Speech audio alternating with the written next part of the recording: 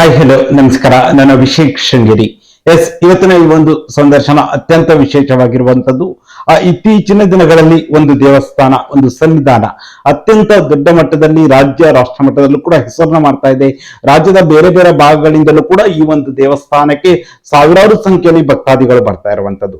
ಕಳೆದ ಒಂದು 5-6 ವರ್ಷಗಳಿಂದ ನಿರಂತರವಾಗಿ ರಾಜ್ಯ ಮಟ್ಟದಲ್ಲಾಗಿರ್ಬೋದು, ಬಹಳ ದೊಡ್ಡ ಮಟ್ಟದಲ್ಲಿ ಸದ್ದನ ಮಾಡ್ತಿರುವಂತಹ ಮುಳ್ಳುಗುಡ್ಡೆಯ ಕೊರಗಜ್ಜನ ಸನ್ನಿಧಾನದಲ್ಲಿ ನಾನು ಇವತ್ತಿದ್ದೇನೆ. ಕೊರಗಜ್ಜ ಸನ್ನಿಧಾನದ ಮುಳ್ಳುಗುಡ್ಡೆ ಕೊರಗಜ್ಜ ದೇವಸ್ಥಾನ ಏನಿದೆ, ಅದರ ಧರ್ಮದರ್ಶಿಗಳು, ಹೋಟೆಲ್ ಉದ್ಯಮಿಗಳು ಆಗಿರುವಂತಹ ಶ್ರೀಯುತ ಪುನೀತ್ ಮುಳ್ಳುಗುಡ್ಡೆ ಅವರು ನಮ್ಮ ಜೊತೆ ಇದ್ದಾರೆ. ಸರ್, ಕಾರ್ಯಕ್ರಮಕ್ಕೆ ಅತ್ಯಂತ ಆತ್ಮೀಯ ಸ್ವಾಗತ. ಸರ್, ಹೇಗಿದ್ದೀರಾ? ದೇವರ ಆಶೀರ್ವಾದ ನಿಮ್ಮೆಲ್ಲರ ಪ್ರೀತಿಯಿಂದ. ಆರೋಗ್ಯಕ್ಕೆ ಒಂದು ಕುಂದಿಕೊರತೆ ಇಲ್ಲ. ಓಕೆ ಸರ್, ಮೊದಲನೇದಾಗಿ ನಾನು ನೇರವಾಗಿ ಪ್ರಶ್ನೆಗಳನ್ನ ಕೇಳ್ತಾ ಹೋಗ್ತೇನೆ. ಮೊದಲನೇದಾಗಿ, ಮುಳ್ಳುಗುಡ್ಡೆಯ ಸನ್ನಿಧಾನ ಇನ್ನು ದೊಡ್ಡ ಮಟ್ಟದಲ್ಲಿ, ರಾಜ್ಯ ಮಟ್ಟದಲ್ಲಿ ಒಂದು ಇದಾಗ್ತಿರುವಂತದ್ದು, ಪ್ರಚಲಿತಕ್ಕೆ ಬಂದಿರುವಂತದ್ದು. ಇಷ್ಟು ದೊಡ್ಡ ಮಟ್ಟದಲ್ಲಿ ಮುಳ್ಳುಗುಡ್ಡೆ ಸನ್ನಿಧಾನ 5 ವರ್ಷಗಳಲ್ಲಿ ಈ ಮಟ್ಟದಲ್ಲಿ ಬೆಳವಣಿಗೆಗೆ ಏನ್ ಕಾರಣ? ಜನಗಳ ಭಕ್ತಿ, ದೇವರ ಒಂದು ಬಲ ಅಂತ ಹೇಳ್ಬೋದು. ಯಾಕಂದ್ರೆ ಎಲ್ಲರಿಗೂ ದೇವರಿಗೂ ಬಲ ಇಲ್ಲ ಅಂತ ನಾನು ಹೇಳೋದಿಲ್ಲ.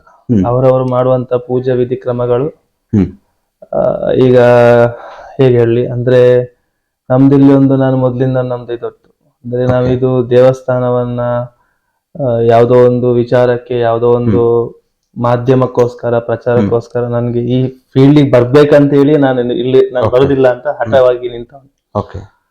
ಇವತ್ತು ಮಣಿಪಾಲದಲ್ಲಿ ಚೆಕ್ ಮಾಡಿದ್ರೆ ನಂದು ತಲೆ ಕೂದ್ಲಿಂದ ಹಿಡಿದು ಕಾಲ್ ಬೇಳೋ ತನಕನು ಆ ಮಿಷಿನ್ ಇದೆಲ್ಲ ಗೂಡಲ್ ಹಾಕ್ತಾರೆ, ಅಲ್ಲಿ ತನಕ ಸ್ಕ್ಯಾನ್ ಮಾಡಿದ್ದಾರೆ. Medically fit, but health wise I am totally unfit. ಇವತ್ತಿಗೆ ಇಷ್ಟು ವರ್ಷ ಆದ್ಮೇಲೆ, ಈ ಫೀಲ್ಡಿಗೆ ಬಂದ ಮೇಲಿಂದ ಇವತ್ತಿನವರೆಗೂ ಒಂದು ಸಿಂಗಲ್ ಟ್ಯಾಬ್ಲೆಟ್ ತಕೊಂಡಂತ ಹಿಸ್ಟ್ರಿ ಇಲ್ಲ. ಒಂದು ಸಲ ಏನಾಯ್ತು ಅಂದ್ರೆ, ನಂಗೆ ಟ್ಯಾಬ್ಲೆಟ್ ತಕೊಂಡಾಗ ಅನಾರೋಗ್ಯ, ಟ್ಯಾಬ್ಲೆಟ್ ತಕೊಳ್ಳಿಕ್ಕೆ ಇಲ್ಲ. ಈಗ 5 years ಇಂದ ಒಂದು ಟ್ಯಾಬ್ಲೆಟ್ ತಕೊಂಡು ತುಂಬಾ ಅನ್ಭವಿಸಿದ್ರಲ್ಲಿ, ಅದ್ಮೇಲೆ ಸ್ಟಾಪ್ ಮಾಡಿ. ಸೊ ಏನಂತ ಹೇಳಿದ್ರೆ, ನಂದೊಂದು ದೇವರ ಹತ್ರ ಇಷ್ಟೇ ಇವತ್ತು ನಾನು ಕೇಳೋದಷ್ಟೇ. ನನ್ಗೋಸ್ಕರ ನಾನು ಏನು ಕೇಳೋದಿಲ್ಲ. ಇರುವಷ್ಟು ದಿನ ಜನಗಳ ಪ್ರೀತಿ ಮಾತ್ರ ಕೇಳಿದ್ ಬಿಟ್ರೆ, ನನ್ಗೆ ಅದು ಬೇಕು ಇದು ಬೇಕು ಅನ್ನುವಂತ ಆಸೆ ನಾನು ಕೇಳಲಿಲ್ಲ. ಬಂದಂತ ಭಕ್ತರಿಗೆ ಕೈ ಮುಗ್ದು ಹೋದ ಕೆಲಸ ಆಗ್ತಾ ಉಂಟು. ಅದು ದೇವರ ಬಲ. ಅದು ಹೇಗೆ ಆಯ್ತು, ಅವರ ಭಕ್ತಿಯಿಂದ ಆಯ್ತಾ ಅಥವಾ ದೇವರ ಬಲದಿಂದ ಆಯ್ತಾ, ಅದು ವಿಮರ್ಶೆ ನನ್ಗೆ ಗೊತ್ತಿಲ್ಲ. ಆದ್ರೆ ನನ್ನದೊಂದು ಆಸೆ ಇದ್ದದ್ದು, ಈ ನಾನು ಹೋಟ್ಲ್ ಉದ್ಯಮಗಳನ್ನೆಲ್ಲ ಸ್ವಲ್ಪ ದೊಡ್ಡ ಮಟ್ಟದಲ್ಲಿ ಸಣ್ಣ ಮಟ್ಟ ಮಾಡ್ಕೊಂಡು ಇಲ್ಲಿ ಅನ್ನದಾನ ಮಾಡ್ಬೇಕನ್ನುವಂಥದ್ದೊಂದು ಆಸೆನ ರೂಪಿಸ್ಕೊಂಡೆ. ಈಗ ತಿಂಗಳಿಗೆ ಒಂದು 12,000-13,000 ಜನ ಮೇಲ್ಪಟ್ಟು ಊಟ ಮಾಡ್ತಾರೆ. ಆಮೇಲೆ ಎಂತ ಹೇಳಿದ್ರೆ, ಇಲ್ಲಿ ಎಲ್ಲರಿಗೂ ಒಂದೇ ನಿರ್ಣಯ, ಎಲ್ಲರಿಗೂ ಒಂದೇ ತೀರ್ಮಾನ. ನಾನು ಉಚ್ಚ ಸ್ಥಾನದಲ್ಲಿ ಇರ್ಲಿ, ಉಚ್ಚ ಜಾತಿಯಲ್ಲಿ ಇರ್ಲಿ, ನನ್ಗೆ ಅದು ಸಂಬಂಧನೇ ಇಲ್ಲ. ದೇವಸ್ಥಾನಕ್ಕೆ ಬಂದ ಮೇಲೆ ಎಲ್ರು ಭಕ್ತರೆ. ಸಂಕಟ ಬಂದ್ರೆ ಮಾತ್ರ ವೆಂಕಟರಮಣ ಪಾದ ಹಿಡಿತಾರೆ, ಬಿಟ್ರೆ ಇಲ್ಲದ್ರೆ ಯಾರು ದೇವರ ಮೊರೆ ಹೋಗುದು 100ಕ್ಕೆ ಒಬ್ಬ, 1000ಕ್ಕೆ ಒಬ್ಬ. ಹಾಗಾಗ್ಲಿಕ್ಕಾಗಿ ದೇವಸ್ಥಾನದ ನಿರ್ಣಯದಲ್ಲಿ ಹೇಗಂತ ಹೇಳಿದ್ರೆ, ದೇವರ ಆಶೀರ್ವಾದ, ಅದಕ್ಕಿಂತ ಮೇಲೆ ನಾನು ಏನು ಹೇಳಲಿಕ್ಕೆ ಆಗುದಿಲ್ಲ. ಎಲ್ಲ ನೀವೀಗ ಒಂದು ದೇವಸ್ಥಾನ, ನೀವೀಗ ಒಂದು ಯಾವ್ದೋ ಒಂದು ಶಕ್ತಿ ಬಿಡ್ಬೇಕಾದ್ರೆ ಅದಕ್ಕೆ ಯಾವ್ದಾದ್ರು ಒಂದು ಏನೋ ಒಂದು ಘಟನೆಗಳು ನಡೆದಿರುತ್ತೆ. ಹಾಗೆ ನೀವೀಗ ಒಂದು ಧಾರ್ಮಿಕ ಕ್ಷೇತ್ರ ಆಗಿರ್ಬೋದು, ಈ ಒಂದು ಸನಾತನ ಧರ್ಮದರ್ಶಿಗಳಾಗಿರುವಂತದ್ದು ಕಳೆದ 5 ವರ್ಷಗಳ ಹಿಂದೆ ನೀವು ಇದನ್ನ ಮಾಡಿರುವಂತದ್ದು. ಅಂದ್ರೆ ನಿಮಗೆ ಯಾವಾಗ ಇದು ಬಂದಿದೆ, ಆ ಒಂದು ಕಲ್ಪನೆ ಬಂದ? ಆಕ್ಚುಲಿ ನಾನು ಧರ್ಮದರ್ಶಿ ಅಲ್ಲ. ನಾನು ಇವತ್ತಿಗೆ ಹೇಳಿದಷ್ಟೇ, ನಾನು ಧರ್ಮದರ್ಶಿ ಅಲ್ಲ. ಆದ್ರೆ ವಿಷಯ ಏನಂತ ಹೇಳಿದ್ರೆ, ನಾವು ಸ್ಟಾರ್ಟಿಂಗ್ ಇಂದಾನೆ ನಮ್ದೊಂದು ಕಾನ್ಸೆಪ್ಟ್ ಇತ್ತು. ಹೇಗಂತ ಹೇಳಿದ್ರೆ, ದೇವಸ್ಥಾನ ಅನ್ನುವಂಥದ್ದು ಧಾರ್ಮಿಕ ಕ್ಷೇತ್ರ ಆಗ್ಬೇಕು, ವ್ಯವಹಾರ ಆಗ್ಬಾರ್ದು ಅನ್ನುವಂಥದ್ದು. ಸೊ ಅದಕ್ಕೋಸ್ಕರನೇ ನಮ್ದು ಇವಾಗ ಇಷ್ಟು ವರ್ಷದ ರಿಜಿಸ್ಟ್ರೇಷನ್ ಆಗಿದ್ದು ಮಾತ್ರ 3 years ಬ್ಯಾಕ್, 4 years ಇದು ರನ್ನಿಂಗ್. ಸೊ ಆವಾಗ ಟ್ರಸ್ಟ್ ರಿಜಿಸ್ಟ್ರೇಷನ್ ಮಾಡ್ಬೇಕಿತ್ತು. ನನ್ಗೆ ಹೇಗಂತ ಹೇಳಿದ್ರೆ, ನನ್ಗೆ ದೇವ್ರು ಎಷ್ಟು ಆಯುಷ್ಯ ಕೊಟ್ಟಿದ್ದಾನೆ ಗೊತ್ತಿಲ್ಲ. ನಾನು ಹೋದ್ಮೇಲೆ ನನ್ನ ಅಣ್ಣನ ಮಗಳು ಅಥವಾ ನನ್ನ ಫ್ಯಾಮಿಲಿ ಅವರು ಇದು ನಂದು ಅನ್ನುವಂತ ವಿಚಾರದಲ್ಲಿ ಇಲ್ಲಿ ಆದಂತ ಅಭಿವೃದ್ಧಿಯನ್ನ ತನ್ನ ಸ್ವಂತಕ್ಕೆ ದುರುಪಯೋಗ ಮಾಡಬಾರ್ದು ಅನ್ನುವಂತ ಒಂದು ಉದ್ದೇಶದಿಂದ, ಸೊ ನನ್ನ ಮೇಯಲ್ಲಿರುವ ಬಂಗಾರದಿಂದ ಹಿಡಿದು ಟೋಟಲ್ ಈ ಪ್ರಾಪರ್ಟಿ ಏನುಂಟು, ಸೂರ್ಯಚಂದ್ರ ಕಾಲವರೆಗೂ ಮಾರಾಟಕ್ಕೆ ಇಲ್ಲ. ಇದು ದೇವಸ್ಥಾನದ ಸೊತ್ತಾಗಿ ಇರ್ಬೇಕು. ಇದಕ್ಕೆ ನನ್ನ ಪೀಠಕ್ಕೆ ಬರುವವನು ನನ್ನ ಫ್ಯಾಮಿಲಿಯವನು ಅಲ್ಲ ಅಂತ, ಅದನ್ನು ನಾನು ಹೇಗೆ ಮಾಡ್ಬೇಕು ಅದನ್ನೆಲ್ಲ ನಾನು ಸಪರೇಟ್ ಆಗಿ ಬರ್ದಿಟ್ಟಿದ್ದೇನೆ. ಸೊ ಇದೆಲ್ಲವನ್ನ ಒಂದು ಕಾರ್ಯರೂಪಕ್ಕೆ ತರಬೇಕಾದ್ರೆ ನನ್ಗೆ ಟ್ರಸ್ಟ್ ಅಂತ ಬೇಕಿತ್ತು. ಸೊ ಅದು ಹೇಗಂದ್ರೆ ರಿಜಿಸ್ಟರ್ಡ್ ಟ್ರಸ್ಟ್. ನಾಳೆ ಯಾಕಂತ ಹೇಳಿದ್ರೆ, ಇಲ್ಲಿ ಯಾರೊಬ್ಬ ಬಂದು ಅವನಿಗೆ ಈ ದೇವಸ್ಥಾನದ ಮೇಲೆ ಪ್ರೀತಿ ಇಲ್ಲದೆ ಇವನು ಅದನ್ನ ವ್ಯವಹಾರ ಕ್ಷೇತ್ರವಾಗಿ ಬದಲಾವಣೆ ಮಾಡಬಾರ್ದು ಅನ್ನುವಂತ ಉದ್ದೇಶಕ್ಕೋಸ್ಕರ ಒಂದು ಟ್ರಸ್ಟ್ ಅಂತ ಮಾಡಿದೆ. ಸೊ ಟ್ರಸ್ಟ್ ಅಂತ ಮಾಡುವಾಗ ಅದರಲ್ಲಿ ಧರ್ಮದರ್ಶಿ ಬೇಕು, ಅಧ್ಯಕ್ಷರು ಬೇಕು, ಇಂತ ವ್ಯವಸ್ಥೆಗಳು ಬರುವಾಗ, ಸೊ ನಾನು ಧರ್ಮದರ್ಶಿ ಅಂತೇಳಿ ಫಸ್ಟ್ ರಿಜಿಸ್ಟರ್ ಮಾಡಿದ್ರು. ಆಮೇಲೆ ನಮ್ಗೆ ವಕಾಲತ್ತಿನ ಮುಖಾಂತರ ನಾವು ವಕೀಲನ ಭೇಟಿ ಆದಾಗ ಅವ್ರು ಹೇಳಿದ್ರು, ಧರ್ಮದರ್ಶಿ ಅಂತ ಇಟ್ರೆ ಅದು ಆಗುದಿಲ್ಲ, ಅದಕ್ಕೆ ಪೀಠಾಧಿಕಾರಿ ಅನ್ನುವಂತ ನಾಮಕ ಮಾಡ್ಬೇಕಂತ ಹೇಳಿದ್ರು. ಸೊ ಅದಕ್ಕೋಸ್ಕರ ನನ್ನ ಪೀಠಾಧಿಕಾರಿ ಅಂತ ಹೇಳಿ ಈಗ ಬದಲಾವಣೆ ಮಾಡ್ಕೊಂಡಿದ್ದೇವೆ. ನಾನು ಪುನೀತೆ, ನಾನು ಅಜ್ಜನದ್ದು ಒಂದು ಕೆಲಸ ಮಾಡುವ ಹುಡುಗನೇ, ನಾನು ಧರ್ಮದರ್ಶಿನೂ ಅಲ್ಲ, ಪೀಠಾಧಿಕಾರಿಯೂ ಅಲ್ಲ. ಓಕೆ ಸರ್, ಈಗ ಎಲ್ಲರಿಗೂ ಕ್ಯೂರಿಯಾಸಿಟಿ ಇದ್ದಿರತ್ತೆ, ಈ ಕೊರಗಜ್ಜನ ಏನು ದೇವರು ಇಲ್ಲಿ ಯಾಕೆ ಈಗ ನೀವು ಸ್ಟಾರ್ಟ್ ಮಾಡಿದ್ರಿ, ಅಥವಾ ಈ ಒಂದು ದೇವಸ್ಥಾನವನ್ನು ಮುಳ್ಳುಗುಡ್ಡೆಯಲ್ಲಿ ಯಾಕೆ ಪ್ರಾರಂಭ ಮಾಡಿದ್ರಿ, ಯಾವಾಗ ಈ ಒಂದು ಕಲ್ಪನೆ ಬಂದ್ರಿ? ಈಗ ಹಲವಾರು ಚರ್ಚೆಗಳು ಸಹಜವಾಗಿ ಇದ್ದಿರುತ್ತೆ. ಅಂದ್ರೆ ಪುನೀತ್ ಸರ್, ನಿಮ್ಗೆ ಯಾವ ಒಂದು ಸಂದರ್ಭದಲ್ಲಿ ಈ ದೇವಸ್ಥಾನವನ್ನ, ಕೊರಗಜ್ಜನ ದೇವಸ್ಥಾನವನ್ನ ನಿರ್ಮಾಣ ಮಾಡಬೇಕು ಅನ್ನುವ ಕಲ್ಪನೆ ಬಂದಿರುವಂತದ್ದು? ಈಗ ಹೇಗಾಗ್ತದೆ ಅಂತ ಹೇಳಿದ್ರೆ, ಒಂದು ವಿಚಾರ ಹೇಳ್ಬೇಕಾದ್ರೆ, ಈ ದೇವಸ್ಥಾನ ಅನ್ನುವಂಥದ್ದು, ದೈವಸ್ಥಾನ ಅನ್ನುವಂಥದ್ದು ಒಂದು ದೈವ ಪ್ರೇರಿತ. ಇದಕ್ಕೆ ಹೀಗೆ ಬಂತು ಹಾಗೆ ಬಂತು ಅನ್ನುವಂಥದ್ದು ನಾವು ಒಬ್ಬೊಬ್ಬರ ಆರು ಭಾಷೆಯ ಲೆಕ್ಕಾಚಾರದಲ್ಲಿ ಹೋಗ್ತದೆ. ಅಂತೂ ಈ ಕ್ಷೇತ್ರದಲ್ಲಿ ಇಲ್ಲಿ ಕೆಳಗಡೆ ನಾನು ನಿಮ್ಗೆ ಮತ್ತೆ ಆಮೇಲೆ ತೋರಿಸ್ತೇನೆ, ಒಂದು ನಾಗದೇವರ ಆಶೀರ್ವಾದ ಉಂಟು. ಇವತ್ತಿಗೂ ಆ ನಾಗಬನ ಹೇಗಿದೆ ಅಂತ ಹೇಳಿದ್ರೆ, ಕಲ್ಲೆಲ್ಲ ಹಾಗೆ ಬಿತ್ಕೊಂಡಿದೆ. ಅದನ್ನ ನಾವು ಜೀರ್ಣೋದ್ಧಾರ ಮಾಡ್ಲಿಕ್ಕೂ ಇಲ್ಲ, ಅದು ಸಾಧಾರಣ 10 ಸಂವತ್ಸರಕ್ಕೆ ಸಂಬಂಧಪಟ್ಟಂತ. ಸೊ ಜಾಗದಲ್ಲಿ ಕೊರಗಜ್ಜ ಇದೆ ಅಂತ ಅನ್ನುವಂತ ವಿಚಾರ ಬರುವಂತ ಹೊತ್ತಿನಲ್ಲಿ ನಾವು ಕೊರಗಜ್ಜ ಅನ್ನುವಂಥದ್ದು, ನಮ್ಗೆ ಕೊರಗಜ್ಜಂದು, ನಾನು ಕೊರಗಜ್ಜನ ಭಾರಿ ಭಕ್ತ, ಆದ್ರೆ ಅದನ್ನ ಆರಾಧನೆ ಮಾಡ್ಬೇಕನ್ನುವಂತ ಹಿನ್ನೆಲೆ ನಾನು ಇರ್ಲಿಲ್ಲ. ಆಮೇಲೆ ಏನಾಯ್ತು, ನಾವು ಹೀಗೆ ಕಾಲಕ್ರಮೇಣ ಬರುವಾಗ, ನನಗೆ ಅನಾರೋಗ್ಯದ ಲೆಕ್ಕ ಎಲ್ಲ ಬರುವಾಗ, ನಾವು ಮತ್ತೆ ಆವಾಗ ಆಸ್ಪತ್ರೆಯಲ್ಲಿದ್ರೆ ನಾವು ಸೆಕೆಂಡ್ ಆಪ್ಷನ್ ಇರುವಂತದ್ದೇ ಆಧ್ಯಾತ್ಮ. ಸೊ ಆಧ್ಯಾತ್ಮದಲ್ಲಿ ವಿಮರ್ಶೆ ಮಾಡುವಾಗ ಹೀಗೆ ಎಲ್ಲ ಉಂಟು, ಇಲ್ಲಿ ದೈವ ಪ್ರೇರಣೆ ಉಂಟು. ಅಂದ್ರೆ ಆ ಹೇಳುವವರು ಹೇಗೆ ಹೇಳಿದ್ರು ಅಂತ ಹೇಳಿದ್ರೆ, ನನಗೆ ನನ್ನ ಇಡೀ ಜೀವನ ಚರಿತ್ರೆಯನ್ನು, ನನ್ನ ಇಡೀ ಹಿಸ್ಟ್ರಿಯಲ್ಲಿ ನಾನು ನೋಡಿದ ಪ್ರಕಾರ ಅವ್ರು ಮಾತ್ರ ಹೇಳಿರುವಂತದ್ದು. 7 ವರ್ಷ ಇರುವಾಗ ಇವನ ಜೀವ ಹೋಗಿ ಇವತ್ತು ಪುನಃ ಬದುಕಿ ಬಂದವನು ಅಂತ ಅನ್ನೋ ವಿಚಾರ ಬಂತು. ಯಾಕಂದ್ರೆ ನನ್ಗೆ ಹೌದದು ವಿಚಾರ. ನನ್ಗೊಂದು ಸಿಂಪ್ಟಮ್ಸ್ ಕಾಯಿಲೆ ಬಂದಿತ್ತು 7 ಇಯರ್ ಇರುವಾಗ. ಬ್ಲಡ್ ಈಗ ಇಂಜೆಕ್ಷನ್ ಕೊಟ್ಟ ಮೇಲೆ ಆಟೋಮೆಟಿಕ್ ಸ್ಟಾಪ್ ಆಗುತ್ತೆ, ಬಟ್ ನನ್ ಸ್ಟಾಪ್ ಆಗ್ತದೆ, ಕಂಟಿನ್ಯೂ ಫ್ಲೋ. ಸೊ ಮೆಡಿಕಲಿ ಅದಕ್ಕೆ ಟ್ರೀಟ್ಮೆಂಟ್ 2005 ಅಲ್ಲಿ ಇರ್ಲಿಲ್ಲ, ಬಟ್ ಅದು ಗಾಡ್ ಗ್ರೇಸ್ ಏನೋ ಗೊತ್ತಿಲ್ಲ, ನಾನು ಪುನಃ ಬದುಕಿ ಬಂದೆ. ಸೊ ಅವ್ರದು ನೋಡಿ, ಇದು ದೈವಕ್ಕೆ ಬಿಟ್ಟಂತ ಮಗು ಆಗಿದೆ, ಇದನ್ನ ನೀವು ಏನ್ ಮಾಡ್ಕೊಳ್ಲಿಕ್ಕೆ ಆಗೋದಿಲ್ಲ. ಹಾಗಾಗ್ಲಿಕ್ಕೆ ಹೋಗಿ ಆಮೇಲೆ ಅಜ್ಜನದಂತ ಆಯ್ತು. ಅಜ್ಜ ಆದ್ಮೇಲೆ ಜಾಗದ ಚಾಮುಂಡಿಗಳಿಗ, ಆಮೇಲೆ ಮಂತ್ರ ದೇವತೆ, ಆಮೇಲೆ ಇಲ್ಲಿ ನಾಗನದ್ದು ಅಚ್ಚಿ ಬಿಡ್ಲಿಕ್ಕೆ ಶುರು ಆಯ್ತು. ಅದು ಲಾಸ್ಟ್ ಟೈಮ್ ಮೀಡಿಯಾದವರೆಲ್ಲ ಅದನ್ನ ವೈರಲ್ ಮಾಡಿದ್ರು. ಸೊ ನಾನ್ ಹೇಳೋದು, ನನ್ನಿಂದ ಎಂತದಿಲ್ಲ, ನಾ ಹಮ್ ಕರ್ತಾ ಯಾರಿ ಕರ್ತಾ. ಇವತ್ ನಾನು ಒಂದು ಉಸಿರಾಟ ಮಾಡ್ತಿದ್ದೇನೆ ಅನ್ನುವಂತ ವಿಷಯ ಇದ್ರೆ ಅದು ನಂದಲ್ಲ, ಅದು ದೇವ್ರು ನನ್ನನ್ನ ಮಾಡ್ತಿದ್ದಾನೆ ಅನ್ನುವಂತ ವಿಷಯ. ಸೊ ಅಲ್ಲಿ ಆದ್ಮೇಲೆ ನಾವು ಆಕ್ಚುಲಿ ನಮ್ಗೆ ಪಬ್ಲಿಕ್ ಗೆ ಪ್ರಶ್ನೆ ಹೇಳ್ಬೇಕು, ನನ್ಗೆ ಅದ್ ಮಾಡ್ಬೇಕು, ಅದು ಯಾವ್ದು ಆಸೆ ಇಲ್ಲ. ಮನೆಗೆ ಒಂದೀಗ ಇದಾರಲ್ಲ, ದೈವ ಸಿದ್ಧ ಮೇಲೆ ನಾನಲ್ಲ, ನಂದು ಆರೋಗ್ಯ ಸರಿ ಮಾಡು, ನಾನು ಮಾಡ್ತೇನೆ ಅಂತ ಭಾಷೆ ಕೊಟ್ಟೆ. ಅವತ್ತಿಂದ ನನ್ಗೆ ಯಾವ ಅನಾರೋಗ್ಯನೂ ಬರ್ಲಿಲ್ಲ, ಏನಿಲ್ಲ. ಆಮೇಲೆ ಪ್ರತಿಷ್ಠಾಪನೆ ಆಯ್ತು. ಆಮೇಲೆ ಹೀಗೆ ಜನಗಳು ಬಂದಾಗ ಅದೇನೋ ಪ್ರೇರೇಪಣೆ ಆಗ್ಲಿಕ್ಕೆ ಶುರುವಾಯ್ತು, ಹೇಳಿದ ಮಾತು ಆಗ್ಲಿಕ್ಕೆ ಶುರುವಾಯ್ತು. ಸೊ ಬಾಯಿಂದ ಬಾಯಿಗೆ ಜನಗಳು ಹೇಳ್ತಾ ಹೋದ್ರು, ನಂಬಿಕೆಗಳು ಆಧಾರ ಆಯ್ತು. ಆಮೇಲೆ ನನ್ನ ಕೈಯಲ್ಲಿ ಹೀಲಿಂಗ್ ಉಂಟಂತ ನನ್ಗೆ ಗೊತ್ತಿರ್ಲಿಲ್ಲ. ನಮ್ಮ ಒಬ್ರು ಬಂದಾಗ ಕೈ ಅವ್ರದ್ದು ಮೇಲೆತ್ಲಿಕ್ಕೆ ಆಗ್ಲಿಲ್ಲ. ಸುಮ್ನೆ ತಮಾಷೆಗೆ ಎಂತೆಲ್ಲ ಸುಮ್ನೆ ನಾಟಕ ಮಾಡೋದಂತ ಹೊಡೆದೆ, ಕೈ ನೋವು ಹೋಯ್ತು. ಆಮೇಲೆ ಗೊತ್ತಾಯ್ತು ಕೈಯಲ್ಲಿ ಹೀಲಿಂಗ್ ಉಂಟಂತ. ಸೊ ಗುರು ಅಂತೇಳಿ ಯಾರು ಇಲ್ಲ, ಅಜ್ಜನೇ ಗುರು ನಂದು. ಮಾಡ್ತಾ ಮಾಡ್ತಾ ಮಾಡ್ತಾ ಇವತ್ತಿಗೆ ಇಷ್ಟು ವರ್ಷ ಕಳೀತು. ಇವತ್ತಿಗೂ ದೇವರ ಪ್ರಶ್ನೆ ಹೇಳೋದು, ಮೋಸ ಮಾಡುವಂತ ಬುದ್ಧಿ ಕೊಡ್ಬೇಡ. ಈಗ ಹೇಳುವವರು 1000 ಹೇಳ್ತಾರೆ, ನಾನು ಮನುಷ್ಯನ ಮೆಚ್ಚಲಿಕ್ಕೆ ಇಲ್ವೇ ಇಲ್ಲ. ಇವತ್ತಿಗೆ ಓಪನ್ ಸ್ಟೇಟ್ಮೆಂಟ್ ನಾನು ಕೊಡ್ತೇನೆ, ಇವತ್ತಿನವರೆಗೂ ನಾನು ಅನ್ನದಾನ ಮಾಡ್ತೇನೆ, ನನ್ನ ದೇವಸ್ಥಾನ ಉಂಟು ಅಂತ ಹೇಳಿ ಎಲ್ಲಿಗೂ ಸಹ, ನಿಮ್ಗೂ ಗೊತ್ತಿರ್ಬೋದು, ಒಂದು ಕಡೆಗೂ ನಾನು ರಿಸಿಪ್ಟ್ ಬುಕ್ ಹಿಡ್ಕೊಂಡು ಹೋಗೋದಿಲ್ಲ. ಇವತ್ತಿಗೂ ನಾನು ವರ್ಷದ ಕೋಲ್ ಆಗುವಾಗ ನಾನು ಹೇಳುದಿಷ್ಟೇ, ಇನ್ವಿಟೇಷನ್ ಕಾರ್ಡ್ ಜೊತೆಗೆ ರಿಸಿಪ್ಟ್ ಬುಕ್ ಹಿಂದಿನ ಹೋಗ್ಲಿಕ್ಕಿಲ್ಲ. ಕೊಡುವನಿದ್ರೆ ತಗೊಳ್ಲಿಕ್ಕಿದ್ರೆ ದೇವರಿಗೆ ಯಾರತ್ತಾದ್ರೂ ತಗೊಳ್ತಾರೆ. ನಾನು ಇವತ್ತು ನಮ್ದೊಂದು ಕೊಟ್ಟಂತ ದೇವ್ರು ಕೊಟ್ಟ ವ್ಯವಹಾರ ಉಂಟು, ಅದ್ರಲ್ಲಿ ಬಂದ ಹಣದಲ್ಲಿ ಅವ್ರ ಹುಡುಗ ಸಂಬಳ ಎಲ್ಲ ಹೋಗಿ ನಮ್ಗೆ ದೇವಸ್ಥಾನ ಕೊಡಿದ್ರೆ ಸಾಕು. ಅಂದ್ರೆ ಬಹುಶಃ ನೀವು 5 ವರ್ಷಗಳ ಹಿಂದೆ ಪ್ರಾರಂಭ ಮಾಡಿದ ಸಂದರ್ಭದಲ್ಲಿ ಅಂದಿನಿಂದ ಈ ವೇಗದಲ್ಲಿ ಬೆಳವಣಿಗೆ ಆಗ್ತದೆ. ಯಾಕಂದ್ರೆ ಜನರ ಬಾಯಿಂದ ಬಾಯಿಗೆ ಹೋಗಿರುವಂತದ್ದು, ಕೊರಗಜ್ಜ ಸನ್ನಿಧಾನದಲ್ಲಿ ಏನೋ ಒಂದು ಶಕ್ತಿ ಇದೆ ಅನ್ನುವಂಥದ್ದು ಎಲ್ಲರ ಬಾಯಲ್ಲಿರುವಂತ ಒಂದು ಸರ್ವೇಸಾಮಾನ್ಯವಾಗಿರುವಂತಹ ಮಾತು. 5 ವರ್ಷಗಳಲ್ಲಿ ಈ ಮಟ್ಟದಲ್ಲಿ, ರಾಜ್ಯ ಮಟ್ಟದಲ್ಲಿ ಒಂದು ಮುಳುಗಡೆ ಕೊರಗಜ್ಜ ಸನ್ನಿಧಾನ ಹೆಸರು ಮಾಡಿರುವಂತದ್ದು ಹೇಗೆ ಅನಿಸ್ತಾ ಇದೆ? ಒಂದು ಖುಷಿ ಆಗ್ತಿದೆ, ಯಾಕಂತ ಹೇಳಿದ್ರೆ ನೀವು ಬೇರೆ ಈಗ ನೋಡ್ಬೋದು, ಜನ ಅಳ್ತಾ ಬರೋರು ಈಗ ನಿಮ್ಗೆ ಕೋಟಿ ಕೊಟ್ರೆ 1-2 ನಿಮಿಷದಲ್ಲಿ ಮರ್ತೋಗುತ್ತೆ, 1000 ಕೊಟ್ರೆ ಮರ್ತೋಗುತ್ತೆ. ಆದ್ರೆ ಅಳ್ತಾ ಬರುವವರು ಖುಷಿಯಲ್ಲಿ, ಸಂತೋಷದಲ್ಲಿ ಬರುವಂತ ಆ ಒಂದು ಸಂದರ್ಭ ಅದು ಕೋಟಿ ಕೊಟ್ಟು ಸಿಗುದಿಲ್ಲ ನಿಮ್ಗೆ. ಯಾಕಂತ ಹೇಳಿದ್ರೆ ಸಾಯುವವರು ಪರಿಸ್ಥಿತಿಯಲ್ಲಿ, ಹೆಚ್ಚಾಗಿ ಆರೋಗ್ಯದ ವಿಷಯದಲ್ಲಿ ಅಜ್ಜನ ಅನುಗ್ರಹ ಈ ಮಣ್ಣಿನಲ್ಲಿ ತುಂಬಾ ಉಂಟು. ಎಷ್ಟೋ ಜನ ಆಸ್ಪತ್ರೆಯಲ್ಲಿ ಸಾಯ್ತಾರ ಅಂತ ಹೇಳಿ ವೈದ್ಯರೇ ಬರೆದು ಕೊಟ್ಟವರು ಇವತ್ತು ಕೆಲಸ ಮಾಡ್ಕೊಂಡು, ನಿಮ್ಮ ಕೊಪ್ಪದಲ್ಲೇ ಇದ್ದಾರೆ ತುಂಬಾ ಜನ, ನಿಮ್ಮ ಶೃಂಗೇರಿಯಲ್ಲಿ ಎಷ್ಟೋ ಜನ ಇದ್ದಾರೆ. ಆಮೇಲೆ ಎಷ್ಟೋ ಜನ ಮತ್ತೆ ಒಂದು ವಿಚಾರ ಅಂತ ಹೇಳಿದ್ರೆ ಡ್ರಿಂಕ್ಸ್. ಈಗ ನಾನು ಅವಾಗ್ಲೇ ಹೇಳಿದೆ ನಿಮ್ಗೆ, ನಾನು ಹೋಟ್ಲ್ ಉದ್ಯಮದಲ್ಲಿ 70% ಎಲ್ಲ ಡ್ರಿಂಕ್ಸ್ ಪಾರ್ಟಿಗಳಿದ್ದಾರೆ. ಇವತ್ತು ಅಣ್ಣ ಯಾವಾಗ್ಲೂ ಬಯೋದುಂಟು ನನ್ಗೆ, ಇದು ನಿನ್ನ ಹೋಟ್ಲ್ ಉದ್ಯಮನ ಅಥವಾ ಮಧ್ಯವರ್ಜನ ಶಿಬಿರವ ಅಂತ. ಯಾಕಂದ್ರೆ ನನ್ಗೆ ಹೇಗಂತ ಹೇಳಿದ್ರೆ ನನ್ಗೆ ಏನು ಬೇಕಂತಲ್ಲ, ನನ್ಗೆ ಅವರದ್ದು ಮನಸ್ಸು ಬದಲಾವಣೆ ಆಗಿ ಇವತ್ತಿಗೂ ಎಲ್ಲರೂ ಫ್ಯಾಮಿಲಿ ಜೊತೆ ಖುಷಿ ಖುಷಿಯಾಗಿ ಬರುವಂತಹ ಸಂತೋಷ, ಆ ಕೋಟಿ ಕೊಟ್ಟರು ಆ ಸಂತೋಷ ಇದ್ರೆ ಅದಲ್ಲ. ಯಾಕಂದ್ರೆ ಆ ಫ್ಯಾಮಿಲಿ ಅವರು ಈ ಬೆಳವಣಿಗೆ ಕಾರಣ ಒಂದು ನನ್ಗೆ ಅನ್ಸ್ತದೆ ಆ ಒಂದು ಫ್ಯಾಮಿಲಿ ಅವ್ರು ಕೊಟ್ಟಂತ ಆಶೀರ್ವಾದ. ಯಾಕಂದ್ರೆ ಗಲಾಟೆ ಗೌಜಿ ಅದನ್ನೆಲ್ಲ ಬಿಟ್ಟು ಅವ್ರ ಪ್ರೀತಿಯಿಂದಿರುವಾಗ ಏನೋ ಒಂದು ಅಜ್ಜನ ನೆನ್ಪು ಮಾಡ್ಕೊಳ್ತಾರಲ್ಲ, ಅದೇ ನೆನಪು ಇವತ್ತಿಗೆ ಈ ಬೆಳವಣಿಗೆ ಕಾರಣ ಅಂತ ಹೇಳ್ಬೋದು. ಸರ್, ಈಗ ಒಂದೊಂದು ಸನ್ನಿಧಾನ ಒಂದೊಂದು ಕ್ಷೇತ್ರ ಅಂತ ಬಂದಾಗ ಅದ್ರ ತನ್ನದೇ ಆದ ಕೆಲವೊಂದು ವಿಶೇಷತೆಗಳನ್ನ ಹೊಂದಿರುತ್ತೆ.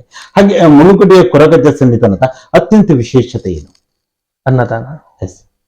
ಮತ್ತೆ ನನ್ಗೆ ಪೂಜೆ ಹೋಮದ ಮೇಲೆ ಸ್ವಲ್ಪ ನಂಬಿಕೆ ಕಮ್ಮಿ.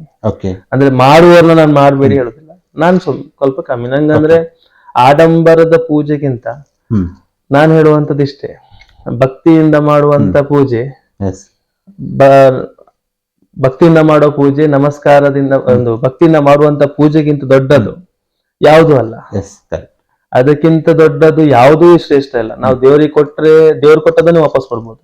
ಚಕ್ಲಿ ಕೊಡಿ, ಬೀಡ ಕೊಡಿ, ಅಥವಾ ಇನ್ನೊಂದು ಕೊಡಿ, ಮತ್ತೊಂದು ಕೊಡಿ, ಬಂಗಾರ ಕೊಡಿ, ಬೆಳ್ಳಿ ಕೊಡಿ, ಅದು ದೇವ್ರು ಕೊಟ್ಟದ್ ನಾವು ದೇವ್ರಿಗೆ ವಾಪಸ್ ಕೊಡ್ಬೋದು. ಆದ್ರೆ ನನ್ನಿಂದ ನಾನು ಕೊಡ್ಲಿಕ್ಕೆ ಆಗುವಂತದ್ದು ಭಕ್ತಿ. ಅದನ್ನ ಯಾರಿಂದಾನು ನಾನು, ಈಗ ನೀವು 10 ರೂಪಾಯಿ ಕೊಡುವುದನ್ನ ನಾನು 100 ರೂಪಾಯಿ ನಿಮ್ಮ ಹತ್ರ ಕದ್ದು ತಗೋಬಹುದು. ಆದ್ರೆ ಭಕ್ತಿ, ನೀವು 10 ರೂಪಾಯಿ ಕೊಡ್ತೀರಿ ಅಂದ್ರೆ 10 ರೂಪಾಯಿ ಭಕ್ತಿ ಕೊಡ್ಬೋದು. ನಾನು ಅದನ್ನ 100 ರೂಪಾಯಿ ಕದಿಲಿಕ್ಕೆ ಆಗತ್ತಾ? ಇಲ್ಲ. ಭಕ್ತಿಯಿಂದ ಪ್ರಾರ್ಥನೆ, ಅನ್ನದಾನ. ಬೆಳಿಗ್ಗೆ 11 ಗಂಟೆಗೆ ಪೂಜೆ ಆದ ಕೂಡಲೇ ಫಸ್ಟ್ ಹುರುವಿನ ನೈವೇದ್ಯ ಆದ್ಮೇಲೆ ಹುರುವಿನ ನೈವೇದ್ಯ ಒಂದೇ ಗೋಮಾತೆಗೆ, ಒಂದೇ ಮಗುವಿಗೆ. ನಮ್ಮಲ್ಲಿ ಇವತ್ತು 2-3 ದನ ಇದ್ದಾವೆ. ಒಂದೇ ದನಕ್ಕೆ ಒಂದೇ ಮಗುವಿಗೆ. ಆಮೇಲೆ ರಾತ್ರಿ 10 ಗಂಟೆ ತನಕ ನಿರಂತರ ಅನ್ನ ಸಾರು ಪಲ್ಯ ಪಾಯಸ ಇದು ನಡೀತಾನೇ ಇರ್ತದೆ. ಆಮೇಲೆ ಅಜ್ಜರಿಗೆ ಹರಕೆ ಅಂತ ಹೇಳ್ಕೊಳ್ಳೋರು ಅಗೇಲ್ ಸೇವೆ ಅಂತ ಹೇಳ್ಕೊಳ್ತಾರೆ. ಆಕ್ಚುಲಿ ಅಗೇಲ್ ಸೇವೆ ಈಗ ಅಕ್ಟೋಬರ್ ನವೆಂಬರ್ ಬುಕ್ಕಿಂಗ್ ಇದೆ. 70 ಅಗೇಲ್ ಬಳಸೋದು. ಅಜ್ಜಂದು ಕಟ್ಲೆ ಉಂಟು, 70 ಜನ ಊಟ ಮಾಡುವಷ್ಟು ಬಂಗಡೆ ಅದೆಲ್ಲ ಕೊಟ್ಟು ಒಂದು ವಿಚಾರ ಒಂದು ಏನುಂಟು, ಅದನ್ನ ಆಧಾರ ಹಿಡ್ಕೊಂಡು ತಿಂಗಳಿಗೆ 70 ಅಗೇಲ್ ಆಗುತ್ತೆ. ಅದಕ್ಕಿಂತ ಹೆಚ್ಚು ಹೋಗುದಿಲ್ಲ. ಅದು ಯಾರು ಕೊಡ್ತಾರೆ ಅವರೇ ಬಂದು ಬರ್ಸ್ಬೇಕು. ಅವ್ರು ಬರ್ಸಿದ ಅವ್ರಿಗೆ ತಗೊಂಡ್ ಹೋಗ್ಲಿಕ್ಕೆ. ಆಮೇಲೆ ಅವ್ರ ಜೊತೆ ಎಷ್ಟೇ ಜನ ಬರ್ಲಿ ಅದು ನಮ್ ಸಂಬಂಧ ಇಲ್ಲ. ಅವ್ರು ಊಟ ಮಾಡಿ ಕೋಳಿ ಪದಾರ್ಥ ಎಲ್ಲ ಇರ್ತದೆ, ಊಟ ಮಾಡಿ ಒಂದು 17ನೇ ತಾರೀಕು ಏನಿಲ್ಲ ಅಂದ್ರೆ ಒಂದು 800-900 ಜನ ಮೇಲೆ ಸೇರ್ತಾರೆ ಪ್ರತಿ ತಿಂಗಳು 17 ತಾರೀಕು. ಆಮೇಲೆ ಅನ್ನದಾನ. ಯಾಕಂದ್ರೆ ನಾನು ಅವಾಗ್ಲೇ ಹೇಳ್ದೆ, ನಿಮ್ ಹತ್ರ ನೀವು 10,000 ರೂಪಾಯಿ ಕೊಟ್ರೆ ಅವನ ಹತ್ರ 1 ಲಕ್ಷ ಇತ್ತು 15,000 ರೂಪಾಯಿ ಕೊಟ್ರ ಅಂತಾರೆ. 1 ಎಕರೆ ಭೂಮಿಯ ಲೈಸೆನ್ಸ್ ಕೊಟ್ರೆ 1 ಎಕರೆ 5 ಸೆನ್ಸ್ ಕೊಟ್ರ ಅಂತಾರೆ. ಒಂದು 100 ಗ್ರಾಮ್ ಬಂಗಾರದಲ್ಲಿ 10 ಗ್ರಾಮ್ ಕೊಟ್ಟು 100 ಗ್ರಾಮ್ ಬಂಗಾರದಲ್ಲಿ 10 ಗ್ರಾಮ್ ಕೊಟ್ಟ ಅಂತಾರೆ. ಅದೇ ಊಟ ನಾನು ಕೊಡ್ತೇನೆ ಅಂದ್ರೆ ನಿಮ್ಗೆ ಸಾಕಾದ್ಮೇಲೆ ನೀವು ತಗೊಳಲ್ಲ. ಅನ್ನದಾನ is a greatest work you can do. ನಾನು ಅದಕ್ಕೆ ಪ್ರತಿ ವರ್ಷ ನಮ್ದು ಇಲ್ಲಿ ತಿಂಗಳಿಗೆ ನಾವು ಅನ್ನದಾನ ಮಾಡ್ತಾ ಇರ್ತೇವೆ. ಕೋಲದ ಬಿಟ್ಟು 12ರಿಂದ 14,000 ಜನ ತನಕ ಅನ್ನದಾನ ಆಗುತ್ತೆ. ಪ್ರತಿ ವರ್ಷಕ್ಕೆ ಒಂದು ಬ್ಲಡ್ ಡೊನೇಷನ್ ಕ್ಯಾಂಪ್ ಮಾಡ್ತೇನೆ ಈ ಅಂಗಣದಿಂದ ಹೊರಗೆ. ಯಾಕಂದ್ರೆ ಅದಕ್ಕೂ ನಂಗೆ ತುಂಬಾ ಜನ ವಿರೋಧ ಮಾಡಿದ್ರು, ದೈವಸ್ಥಾನದ ಹತ್ರ ರಕ್ತದಾನ ಮಾಡ್ತಾರಂತ. ನಾನು ದೇವರ ಪ್ರಸಾದ ಕೇಳಿದಾಗ ನನ್ಗೆ ಯಾವತ್ತೂ ಕಟ್ ಬರ್ಲಿಲ್ಲ. ಆಮೇಲೆ ಸುರುವಿನ ವರ್ಷ ಮಾಡುವಾಗ 80 ಯೂನಿಟ್, ನೆಕ್ಸ್ಟ್ ಇಯರ್ 125, ಈ ವರ್ಷ ವೀಕ್ ಡೇಸ್ ಆದ್ರೂ 165 ಯೂನಿಟ್ಸ್ ಕನೆಕ್ಟ್ ಮಾಡಿದೆ. ಆಮೇಲೆ ಪ್ರತಿ ವರ್ಷ 1,500 ಮಕ್ಕಳಿಗೆ book, pen, only government school, not private school. ನನ್ಗೆ ಅಂತ ಹೇಳಿದ್ರೆ ಗೌರ್ಮೆಂಟ್ ಸ್ಕೂಲ್ ಬೆಳಿಬೇಕು. ಅಲ್ಲಿ ಕೊಡುವಂತ ಒಂದು ಧ್ಯಾನ, ಜ್ಞಾನ ಆಗ್ಲಿ, ಸಂಸ್ಕಾರ ಆಗ್ಲಿ, ಸರ್ಕಾರಿ ಶಾಲೆಯಲ್ಲಿ ಸಿಗುವಂತ ನೋಡಿ ಸಂಸ್ಕಾರ ಬಹುಶಃ ಯಾವ ಖಾಸಗಿ ಶಾಲೆಗಳಲ್ಲೂ ಕೂಡ ಸಿಗಕ್ ಸಾಧ್ಯನೇ ಇಲ್ಲ. ನನ್ಗೆ ಅಂದ್ರೆ ವಿರೋಧಿ ಅಲ್ಲ, ನಾನು ಹೇಳೋದಿಷ್ಟೇ. ಈಗ ಒಂದು ಮಗುವಿನ ಮೇಲೆ 10ನೇ ಕ್ಲಾಸ್ ಬರೋ ತನಕ 60ರಿಂದ 70 ಲಕ್ಷ ಇನ್ವೆಸ್ಟ್ಮೆಂಟ್ ಮಾಡ್ತಾರೆ. ಸೊ ಸರ್ಕಾರಿ ಶಾಲೆ ಕಲ್ತವನು ಡಾಕ್ಟರ್ ಆಗ್ತಾನೆ, ಇಂಜಿನಿಯರ್ ಆಗ್ತಾನೆ, ಅಥವಾ ಒಂದು ಸೈಂಟಿಸ್ಟ್ ಆಗ್ತಾನೆ, ಇವತ್ತಿನ DC ಆಗ್ತಾನೆ, IPS ಆಗ್ತಾನೆ, ಎಲ್ಲದೂ ಆಗ್ತಾನೆ.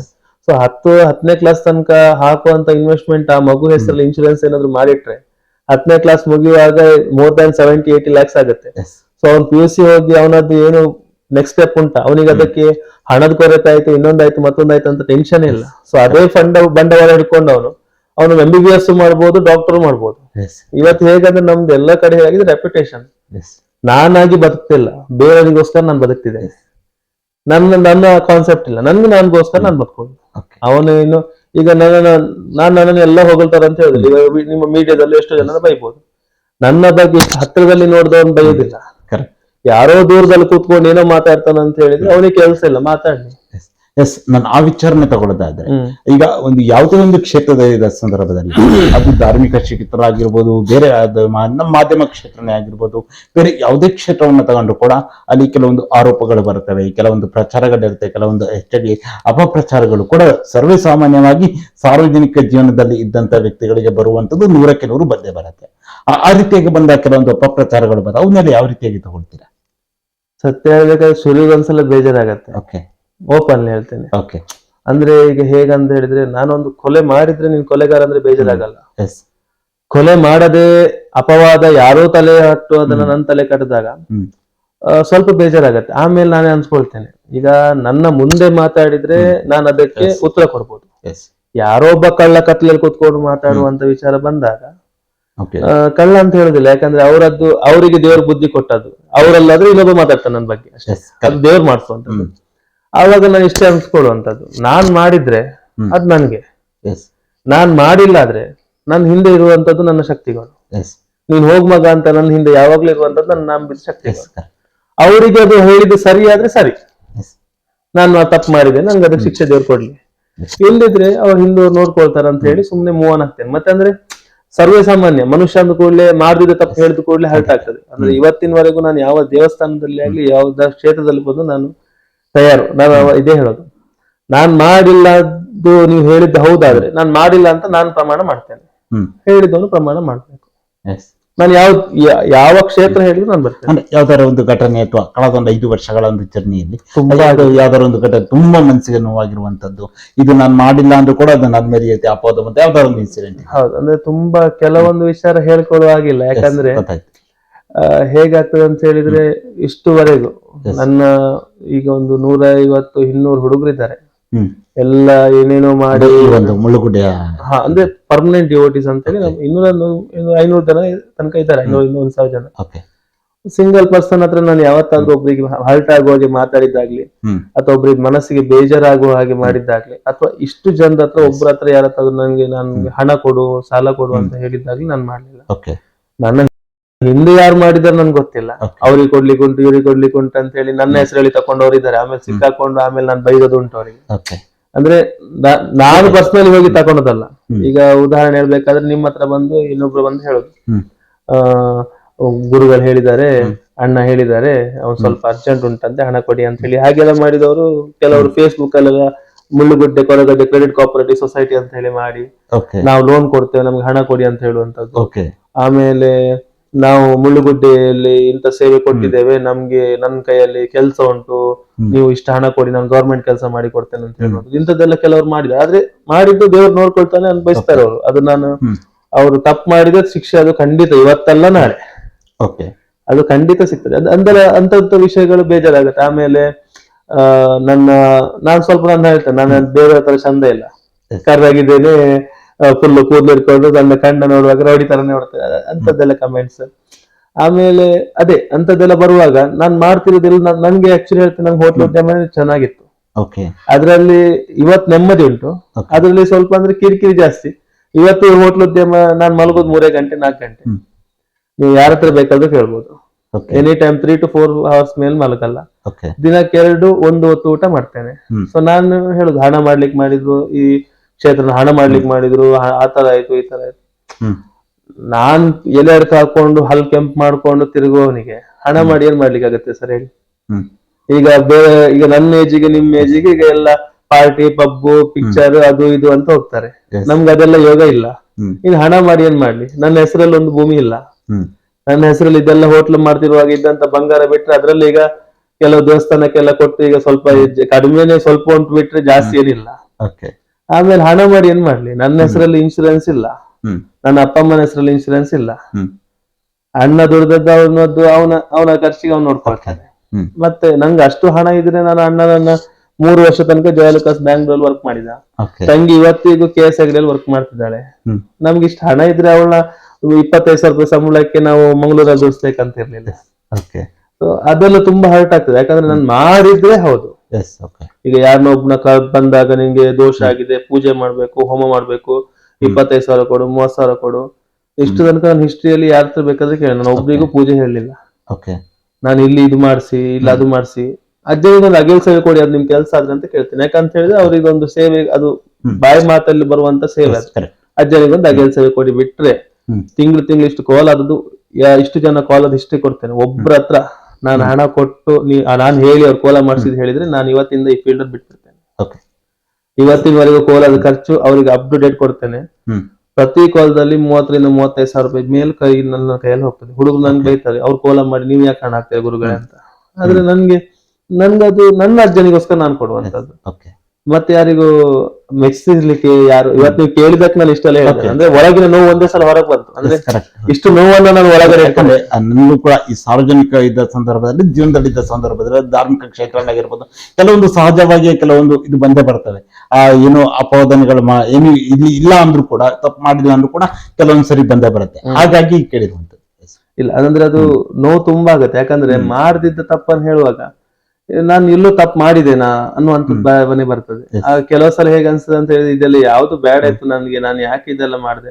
ಆಕ್ಚುಲಿ ಇವತ್ತಿಗೆ ಹೇಳ್ತೇನೆ, ನನ್ಗೆ ಸಾರ್ವಜನಿಕವಾಗಿ ದುಡಿಬೇಕು, ಸಾರ್ವಜನಿಕವಾಗಿ ಮಾಡ್ಬೇಕನ್ನುವಂಥದ್ದು ಯಾವ್ದು ಬೇಕಂತಿಲ್ಲ. ಯಾಕಂದ್ರೆ ನನ್ಗೆ ಉದ್ಯಮ ಉಂಟು, ನಾನು ಅದರಲ್ಲೇ ದೇವದಯದಲ್ಲಿ ನನಗೆ ಉದ್ಯಮ ಉಂಟು, ನಾನು ಅದನ್ನ ಮಾಡ್ಕೊಂಡ್ರೆ ಆಗ್ಬೋದು. ನಾನು ಈ ಫೀಲ್ಡ್ ಅಲ್ಲಿ ಈಗ ಇಲ್ಲಿ ಯಾಕೆ ಜಾಸ್ತಿ ಸಮಯ ಕೊಡ್ತಿದ್ದೇನೆ ಅಂದ್ರೆ, ಏನೋ ಒಂದು ದೇವ್ರು ನನ್ನ ಕೈಯಲ್ಲಿ ಕಷ್ಟದಲ್ಲಿ ಬಂದವರಿಗೆ ಸಹಾಯ ಮಾಡ್ತಾರ ಅನ್ನುವಂತ ಒಂದು ನಂಬಿಕೆಯಲ್ಲಿ ಮಾಡ್ತಿದ್ದೇನೆ ಬಿಟ್ರೆ, ನನ್ಗೆ ಇದ್ರಲ್ಲಿ ಸತ್ಯ ಹೇಳ್ಬೇಕಾದ್ರೆ ಬೆಳಿಗ್ಗೆ ಈಗ ನೀವು ನೋಡಿದ್ರೆ ಬೆಳಿಗ್ಗೆ ಎದ್ದಾಗಿಂದ ನಾನು ಒಂದು ಸ್ವಲ್ಪ ಕೂತ್ಕೊಳ್ಳಿಕ್ಕೂ ಟೈಮ್ ಇರಲ್ಲ. ಇವಾಗ ಇದಾದ್ಮೇಲೆ ಕಾರ್ಯಕ್ರಮ, ಪ್ರೋಗ್ರಾಮ್, ಅದು ಇದಂತ ಅಂದ್ರೆ ಇಷ್ಟೆಲ್ಲ ಒದ್ದಾಟ ಮಾಡ್ಕೊಂಡು ಒಂದು ಎಲ್ಲಿ ತನಕ ಅಂದ್ರೆ ನನ್ನ ಫ್ಯಾಮಿಲಿಗೆ ನಾನು ಟೈಮ್ ಕೊಡ್ಲಿಕ್ಕೆ ಆಗ ಇಷ್ಟೆಲ್ಲ ಮಾಡ್ಕೊಂಡು ಆ ಮಾತು ಬರುವಾಗ ಅಫ್ಕೋರ್ಸ್ ತುಂಬಾ ಹಾರ್ಟ್ ಆಗ್ತದೆ. ಓಕೆ ಸರ್, ಹಾಗೆ ಈ ಏನು ಮುಳುಗುಡೆ ಕೊರಗಜ್ಜ ಸನ್ನಿಧಾನದಲ್ಲಿ ಆ ಪೂಜಾ ಕಾರ್ಯಗಳ ಬಗ್ಗೆ ನಾವು ಮಾತಾಡ್ತಾ ಇದ್ರೆ, ಯಾವ ರೀತಿಯಾಗಿ ಪೂಜೆಗಳ ಬಗ್ಗೆ, ವಿಶೇಷ ಪೂಜೆಗಳಾಗಿರ್ಬೋದು, ಯಾವ ಸಂದರ್ಭದಲ್ಲಿ ವಿಶೇಷವಾಗಿ ಬೆಳಗಿನ ಸಂಜೆ ತನಕ ಇರುತ್ತೋ, ಇಲ್ಲಿನ ಒಂದು ಪೂಜಾ ಕಾರ್ಯಗಳ ವ್ಯವಸ್ಥೆ ಯಾವ ರೀತಿ ಇರುತ್ತೆ? ಬೆಳಿಗ್ಗೆ ನಾವು ಆಕ್ಚುಲಿ 8 ಗಂಟೆ ಪೂಜೆ ಮಾಡ್ತಿದ್ವಿ. ಆಮೇಲೆ ಈಗ ಆಗ್ತದೆ ಅಂತ ಹೇಳಿದ್ರೆ ನಮ್ಮ ಅಡಿಗೆಯವ್ರಿಗೆ ಪಾಪ ಕಷ್ಟ ಆಗ್ತದೆ. ಈಗ ಬೇರೆ ಗ್ಯಾಸ್ ಇದೆ, ಅದೆಲ್ಲ ತುಂಬಾ ಸಮಸ್ಯೆ ಇದೆ. ಬಟ್ ನಮ್ಗೆ 500 ರಿಂದ 600 ಜನಕ್ಕೆ ದಿನಕ್ಕೆ ಅಡಿಗೆ ಮಾಡ್ಲೇಬೇಕು. 500 ರಿಂದ 600 ಜನ ಇಲ್ಲಿ ಅನ್ನದಾನಕ್ಕೆ ಬರ್ತಾರೆ. ಆಮೇಲೆ ಆದಿತ್ಯವಾರ ರಜಾ ದಿನಗಳಲ್ಲಿ ಜಾಸ್ತಿ, ಇವತ್ತು ಗುಡ್ ಫ್ರೈಡೆ, ಇವತ್ತು ಒಂದು 800 ಜನಕ್ಕೆ 900 ಜನಕ್ಕೆ ಅಡಿಗೆ ಮಾಡ್ತೇವೆ. ಆಮೇಲೆ ಅಪಾಯಿಂಟ್ಮೆಂಟ್ ಸಿಸ್ಟಮ್ ಮಾಡಿದ್ದೇವೆ. ಯಾಕಂತ ಹೇಳಿದ್ರೆ ನಂದು ಇಲ್ಲೊಂದು ಕಾನ್ಸೆಪ್ಟ್ ನಾನು ಅವಾಗ್ಲೇ ಹೇಳಿದೆ, ಪಾಪದವನ್ ಬರ್ಲಿ ಶ್ರೀಮಂತ ಬರ್ಲಿ ಎಲ್ರಿಗೂ ಈಕ್ವಲ್ ರೂಲ್ಸ್. ಅದು ನನ್ನ ಫ್ಯಾಮಿಲಿ ಅವರಾಗ್ಲಿ, ಫ್ಯಾಮಿಲಿ ಫ್ರೆಂಡ್ಸ್ ಆಗ್ಲಿ, ಯಾರೇ ಆಗ್ಲಿ, ನನ್ನದು ಕ್ಲೋಸ್ ಫ್ರೆಂಡ್ಸ್ ಇದ್ರು ಸಹ ಅಪಾಯಿಂಟ್ಮೆಂಟ್ ವಿಷಯದಲ್ಲಿ ನಾನು ಕಾಂಪ್ರಮೈಸ್ ಇಲ್ಲ. ಅದು ವಿತ್ ಅಪಾಯಿಂಟ್ಮೆಂಟೇ ಬರ್ಬೇಕು. ಯಾಕಂತ ಹೇಳಿದ್ರೆ ನಂಗೆ ಅವ್ರದಿಂದ ನಂಗೆ ಏನು ಎಕ್ಸ್ಪೆಕ್ಟೇಷನ್ ಇಲ್ಲ. ಸೊ ಇನ್ಫ್ಲೂಯೆನ್ಸ್ ಅನ್ನುವಂಥದ್ದು ಕಾನ್ಸೆಪ್ಟ್ ಇಲ್ಲ. ಯಾರು ಬಂದ್ರು ಸಹ ಅಪಾಯಿಂಟ್ಮೆಂಟ್ ಸಾಟರ್ಡೆ ನಮ್ದು ಆನ್ಲೈನ್ ಆಗುತ್ತೆ, ಈಗ ಆಗಿದೆ. ಸೊ 12 ಗಂಟೆಗೆ ಸ್ಲಾಟ್ ಓಪನ್ ಆಗುತ್ತೆ, ಅವ್ರು ಬುಕ್ ಮಾಡ್ತಾರೆ, ಅಪಾಯಿಂಟ್ಮೆಂಟ್ ದಿವಸ ಬರ್ತಾರೆ. ಆಮೇಲೆ ಪೂಜೆ ಅದೇ 17ನೇ ತಾರೀಕು ಅಗೇಲ್ ಸೇವೆ. ಆಮೇಲೆ ರಾತ್ರಿ 7 ಗಂಟೆಗೆ ಕಂಪ್ಲೀಟ್ ಕತ್ಲೆ ಆಗಿ 7 ಗಂಟೆಗೆ ಹೊತ್ತು ಧೂಪಾರತಿ ಆಗುತ್ತೆ. ಪ್ರತಿನಿತ್ಯ ಇರ್ತದೆ. ಊಟ 11 ಗಂಟೆಗೆ ಈಗ ನೈವೇದ್ಯ ಇಟ್ಟು ಸ್ಟಾರ್ಟ್ ಆದ್ಮೇಲೆ ಸಾಧಾರಣ ನಿಮ್ಗೆ ರಾತ್ರಿ 10 ಗಂಟೆ ತನಕನೂ ಕಂಟಿನ್ಯೂಸ್ ಜನ ಫ್ಲೋ ಇರ್ತಾರೆ. ಇಲ್ಲಿದು ಲೋಕಲ್ ಮಕ್ಕಳೆಲ್ಲ ಮಧ್ಯಾಹ್ನ ಊಟಕ್ಕೆಲ್ಲ ಆಲ್ಮೋಸ್ಟ್ ಬರ್ತಾರೆ. ಇದು ಕಂಟಿನ್ಯೂಸ್ 365 ಡೇಸ್ ಇನ್ ಇಯರ್ ಆಗ್ತಾ ಇರ್ತದೆ. ಸರ್, ಅದೇ ರೀತಿಯಲ್ಲಿ ಈಗ ಬೇರೆ ಬೇರೆ ಭಾಗಗಳಿಂದಲೂ ಕೂಡ ಬರ್ತಾರೆ. ಈ ಮಟ್ಟದಲ್ಲಿ ರಾಜ್ಯ ಮಟ್ಟದಲ್ಲಿ ಇದ್ದರೂ ಸೆಲೆಬ್ರಿಟಿಗಳಾಗಿರ್ಬೋದು, ಪೊಲಿಟಿಷಿಯನ್ಸ್ ಎಲ್ಲರೂ ಕೂಡ ಈ ಒಂದು ಭಾಗಕ್ಕೆ ಇತ್ತೀಚಿನ ದಿನಗಳಲ್ಲಿ ಹೆಚ್ಚಿನದಾಗಿ ಬರ್ತಾರೆ. ಆ ಸಂದರ್ಭದಲ್ಲಾಗಿರ್ಬೋದು ಅಥವಾ ಬೇರೆ ಸಂದರ್ಭದಲ್ಲಿ ಬಂದಂತಹ ಭಕ್ತಾದಿಗಳು ಯಾವ ರೀತಿಯಾದ ವ್ಯವಸ್ಥೆನ ಇಲ್ಲಿ ಮಾಡಲಾಗತ್ತೆ ಅಂದ್ರೆ, ಅವರಿಗೆ ನನ್ನ ಕೈಯಲ್ಲಿ ನನ್ನ ಹತ್ರ ಇರುವ ಇನ್ಕಮಿಗೆ ನಾನು ಊಟ ಬಿಟ್ರೆ ಬೇರೆ ಏನು ಕೊಡ್ಲಿಕ್ಕೆ ಆಗುತ್ತೆ. ಸೊ ಈಗ ಅದಕ್ಕೋಸ್ಕರ ನಾವು ಅಪಾಯಿಂಟ್ಮೆಂಟ್ ಆನ್ಲೈನ್ ಥ್ರೂ ಮಾಡಿದೆ. ಯಾಕಂದ್ರೆ ಸಾಟರ್ಡೆ ಕೊಡುವಾಗ ಇಲ್ಲಿ ತುಂಬಾ ಲಾಡ್ಜಿಂಗ್ ಅದಕ್ಕೆ ಇದಕ್ಕೆ ಅವ್ರಿಗೆ ಖರ್ಚಾಗ್ತಿತ್ತು. ಆಮೇಲೆ ಕೆಲವರು ಟೋಕನ್ ಇನ್ ಹ್ಯಾಂಡ್ ಕೊಟ್ಟಾಗ ತಗೊಬರೋದು, ಅದನ್ನ ಇಲ್ಲಿ ತಕೊಳ್ಳೋದು, ಅಲ್ಲಿ ಹೋಗಿ 2,000 3,000ಕ್ಕೆ ಮಾರುವಂತದ್ದು, ಇಂಥದ್ದೆಲ್ಲ ಕೃತ್ಯಗಳಾಗ್ತಾ ಇತ್ತು. ಸೊ ಅದನ್ನ ತಡೆಗಟ್ಟುವ ಉದ್ದೇಶದಿಂದ ಅದನ್ನ ನಾವು ಸಾಫ್ಟ್ವೇರ್ ಥ್ರೂ ಮಾಡಿದ್ವಿ. ನಮ್ಮ ಡಿಒಟಿಸ್ ಹುಡುಗರೆಲ್ಲ ಸೇರ್ಕೊಂಡು ಅವರೇ ಸಾಫ್ಟ್ವೇರ್ ರೆಡಿ ಮಾಡಿ ಅವರೇ ಬಿಲ್ಡ್ ಮಾಡಿದ್ರು ದೇವಸ್ಥಾನ ಟೆಂಪಲ್ ಸಾಫ್ಟ್ವೇರ್. ಸೊ ಬೇಸಿಕಲಿ ನಾನು ಅದ್ರಲ್ಲಿ ಯಾವ್ದಿಲ್ಲ, ನಾನು ಓಪನ್ ಹೇಳ್ತೇನೆ, ನಾನ್ ಜಸ್ಟ್ ನಂದು ಅಲ್ಲಿ ಪೂಜೆ ಬಿಟ್ಟರೆ ಬೇರೆ ಎಲ್ಲ ನಮ್ ಹುಡುಗರೇ ಮಾಡೋದು. ಸೊ ನಂದು ಅದ್ರಲ್ಲಿ ನಾನು ಹೀಗ್ ಮಾಡ್ಬೇಕು, ಅವ್ರು ಬಂದು ಹೇಳ್ತಾರೆ ಅಣ್ಣ ಹೀಗ್ ಮಾಡುವ ಅಂತ. ಸೊ ಅವರು ಹೇಳಿದ ಕೂಡಲೇ ನಾನು ಅದು ಅಜ್ಜನ ಪ್ರಸಾದ ತೆಗಿಯೋ ಮಗ, ಅಜ್ಜ ಓಕೆ ಅಂದ್ರೆ ಓಕೆ ಅಂತ, ಅಜ್ಜನ ಪ್ರಸಾದ ತೆಗೆದು ಪಾಸ್ ಆದ್ರೆ ಪಾಸ್, ಫೇಲ್ ಆದ್ರೆ ಫೇಲ್. ಸೊ ಅದ್ರ ಮೇಲೆ ನಮ್ಗೆ ಅವ್ರ ಮೇಲೆ ಡಿಸಿಷನ್ ಆದ್ಮೇಲೆ no more explanation, no more discussion. ಅದ್ರ ಬಗ್ಗೆ ಎಕ್ಸ್ಪ್ಲನೇಷನ್ ಮಾಡೋದು, ಹೀಗ್ ಮಾಡುವ ಹಾಗೆ ಮಾಡೋದು. ಒಂದ್ಸಲ ನೋ ಅಂದ್ರೆ ನೋನೆ, ಒಂದ್ಸಲ ಎಸ್ ಅಂದ್ರೆ ಅದು ಎಷ್ಟು ಕಷ್ಟ ಆದ್ರೆ ಎಸ್ಸೆ. ಆತರ. ಓಕೆ ಸರ್, ಹಾಗೆ ಆ ಒಂದು ಸನ್ನಿಧಾನದ ಬಗ್ಗೆ ಜನರು ಆ ಮಟ್ಟದಲ್ಲಿ ಜನರು ಆ ಒಂದು ಪ್ಲೇಸ್ಗೆ ಬರ್ತಾರಂದ್ರೆ ಆ ಏನೋ ಒಂದು ಅಲ್ಲೊಂದು ಏನೋ ಒಂದು ಇರಬೇಕು, ಅಥವಾ ಏನೋ ಒಂದು ಮಹಿಮೆನೋ ಅಥವಾ ಏನೋ ಒಂದು ಶಕ್ತಿ ಇದೆ. ಹಾಗೆ ಈ ಒಂದು ಸನ್ನಿಧಾನದ ಆ ಒಂದು ಶಕ್ತಿ ಏನು? ಶಕ್ತಿ ಅನ್ನುವಂಥದ್ದು ಮಾಯ ಸರ್. ಓಕೆ, ನಾನ್ ನಂಬಿಕೆಯಿಂದ ಪ್ರೀತಿ ಹೇಳ್ತೀರಾ? ನಾನು ಅವರನ್ನ ನಂಬಿಕೆಯಿಂದ ಪ್ರೀತಿಯಿಂದ ನಾನು ಇಟ್ಟಿದ್ದೇನೆ. ನಾನು ಇವತ್ತಿನವರೆಗೂ ಉಪವಾಸ ಕೂತದ್ದು ಇದ್ರೆ ಅದು ನನ್ಗೋಸ್ಕರ ಇವತ್ತಿನವರೆಗೂ ಒಂದು ದಿನ ನಾನು ಕೊಡ್ಲಿಲ್ಲ. ನನ್ನ ಹೋಟ್ಲ್ ಒಳ್ಳೇದಾಗ್ಲಿ, ನನ್ನ ವ್ಯವಹಾರ ಒಳ್ಳೇದಾಗ್ಲಿ ಅಂತ ನಾನು ಇವತ್ತಿನವರೆಗೂ ಉಪವಾಸ ಕೂತಿಲ್ಲ. ನಾನು ಇವತ್ತಿನವರೆಗೂ ಉಪವಾಸ ಕೂತಾದ್ಮೇಲೆ ಮೂರನೇವನಿಗೋಸ್ಕರನೇ ಕೂತ್ಕೊಂಡೆ. ಸೊ ಅದು ಏನಾಗುತ್ತೆ ಸರ್, ಈಗ ನಿಮ್ಗೆ ನಾನು ಹೇಳೋದು ಹೇಗಂದ್ರೆ, ಭಕ್ತಿ ಅದೇ ಸುಟ್ಟು ಅದಕ್ಕೆ ಬೆಳಕು ಕೊಡ್ಕೊಳ್ಲಿಕ್ಕೆ ಆಗಲ್ಲ. ಭಕ್ತಿ ಅದು ಸುಟ್ಟು ಬೇರೆಯವ್ರಿಗೆ ಬೆಳಕು ಕೊಡ್ಬೇಕು. ಸೊ ನಂದು ಆ ಕಾನ್ಸೆಪ್ಟ್. ಸೊ ನಾನ್ ಸುಟ್ಟು ಅಡ್ಡಿಲ್ಲ, ನನ್ನಿಂದ 4 ಜನ ಬೆಳಕಾಗಿರ್ತಾರಂದ್ರೆ ನಾನ್ ಸುಟ್ಕೊಳ್ ಕರೆಕ್ಟ್. ಸೊ ಅದನ್ನೇ ನಾನು ಇಲ್ಲಿ ಫಾಲೋ ಮಾಡ್ತಿದ್ದೇನೆ. ಸೊ ಅದರಿಂದಾಗಿ ಬೆಳಕು ತುಂಬಾ ಉಂಟಲ್ವಾ, ಬೆಳಕಿದ್ರೆ ನೀವು ಹೋಗ್ತೀರಾ, ಕತ್ಲಿದ್ರೆ ಹೋಗ್ತೀರಾ, ಬೆಳಕಿದ್ದಾರೆ. ಸೊ ಅದಕ್ಕೆ ಜನ ಜಾಸ್ತಿ ಬಂದಿರಬಹುದು.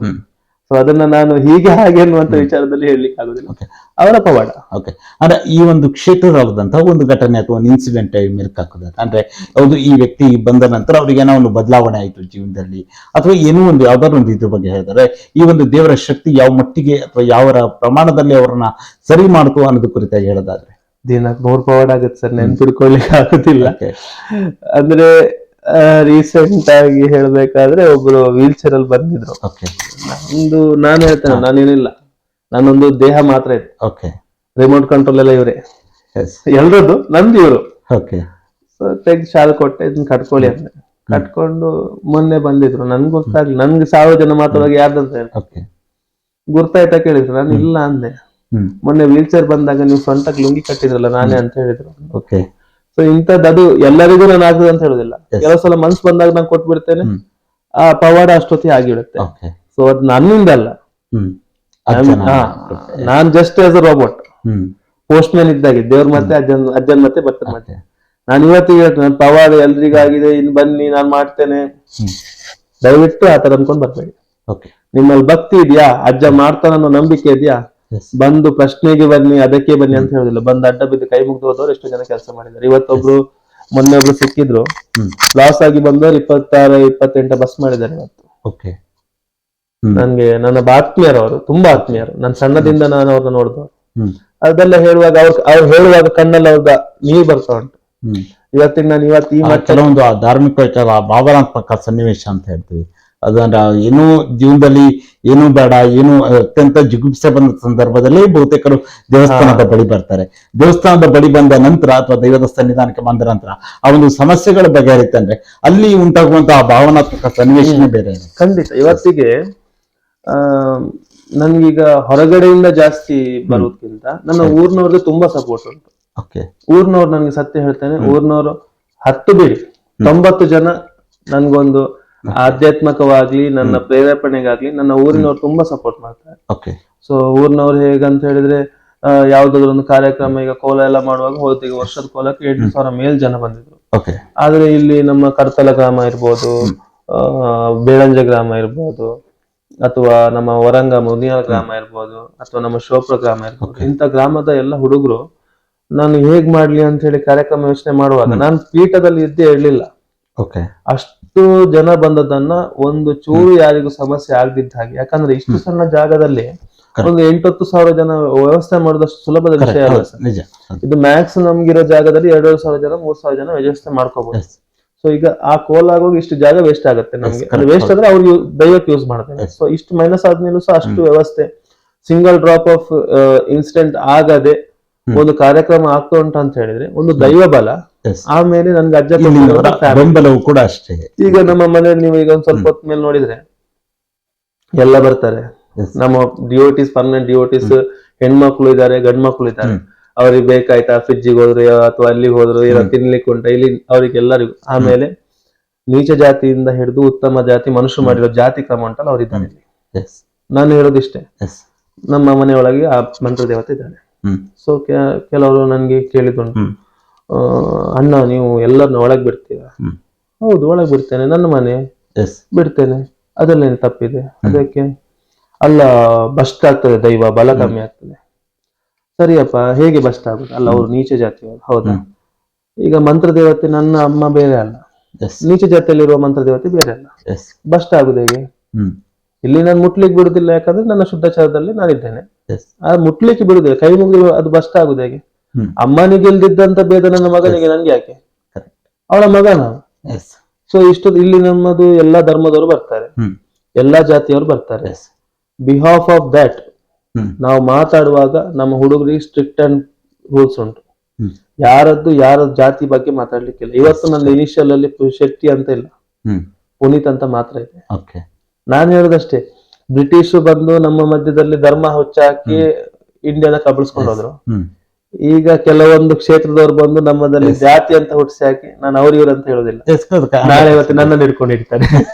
ಅಂದ್ರೆ ನಾನು ಹಿಡ್ತಾರೆ ಅಂತ ಹೆದರ್ಕೊಂಡಲ್ಲ, ಓಕೆ ಅಂದ್ರೆ ಬೇಡ ನನ್ಗೆ ಯಾರ ಹತ್ರನು ಪ್ರೀತಿ ಬೇಕು ಬಿಟ್ರೆ ಅವರೊಂದಿಗೆ ವಿರೋಧ ಬೇಡ ಅನ್ನುವಂತ ಎಸ್ ವಿಚಾರ. ಕರೆಕ್ಟ್ ಜಾತಿ ಹುಟ್ಟಿಸಿ ಹಾಕಿ ಇವತ್ತು ಇಡೀ ದೇಶವನ್ನ ಕಬಳಿಸ್ತಿದ್ದಾನೆ. ಎಸ್ ಕರೆಕ್ಟ್ ನಾನು ಹೇಳುದಷ್ಟೇ ಸರ್, ಜಾತಿ ಅನ್ನುವಂಥದ್ದು ಬೇಡ, ಎಸ್ ಜಾತಿ ಬೇಡ. ನಾವೆಲ್ಲ ದೇವ್ರನ್ನ ಪೂಜೆ ಮಾಡುವ, ನಮ್ಮಲ್ಲಿ ಯಾಕೆ ಜಾತಿ? ಎಸ್ ಕರೆಕ್ಟ್ ನಾನು ಹೇಳುದಷ್ಟೇ, ಜಾತಿ ಹಿಡ್ಕೊಂಡು ಏನ್ ಮಾಡ್ಲಿಕ್ಕಾಗತ್ತೆ?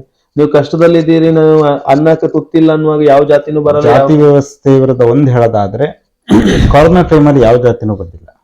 ಸರ್ ನಾನು ಒಂದು ವಿಷಯ ಹೇಳ್ತೇನೆ, ಎಸ್ ಇಲ್ಲಿ ನಮ್ಮಲ್ಲಿ 165 ಯೂನಿಟ್ಸ್ ಬ್ಲಡ್ ಕಲೆಕ್ಷನ್ ಮಾಡಿದ್ರು. ಹ್ಮ್ ಅದರಲ್ಲಿ ಸರ್ ಎಲ್ಲ ಧರ್ಮದವರು ಇದ್ರು, ಎಸ್ ಇವನ್ ಕ್ರಿಶ್ಚಿಯನ್ಸ್ ಇದ್ರು, ಇವನ್ ಮುಸ್ಲಿಮ್ಸ್ ಇದ್ರು, ಹ್ಮ್ ಎಲ್ಲ schedule caste, schedule tribe, Poojari, Shetty, Ediga, Billava,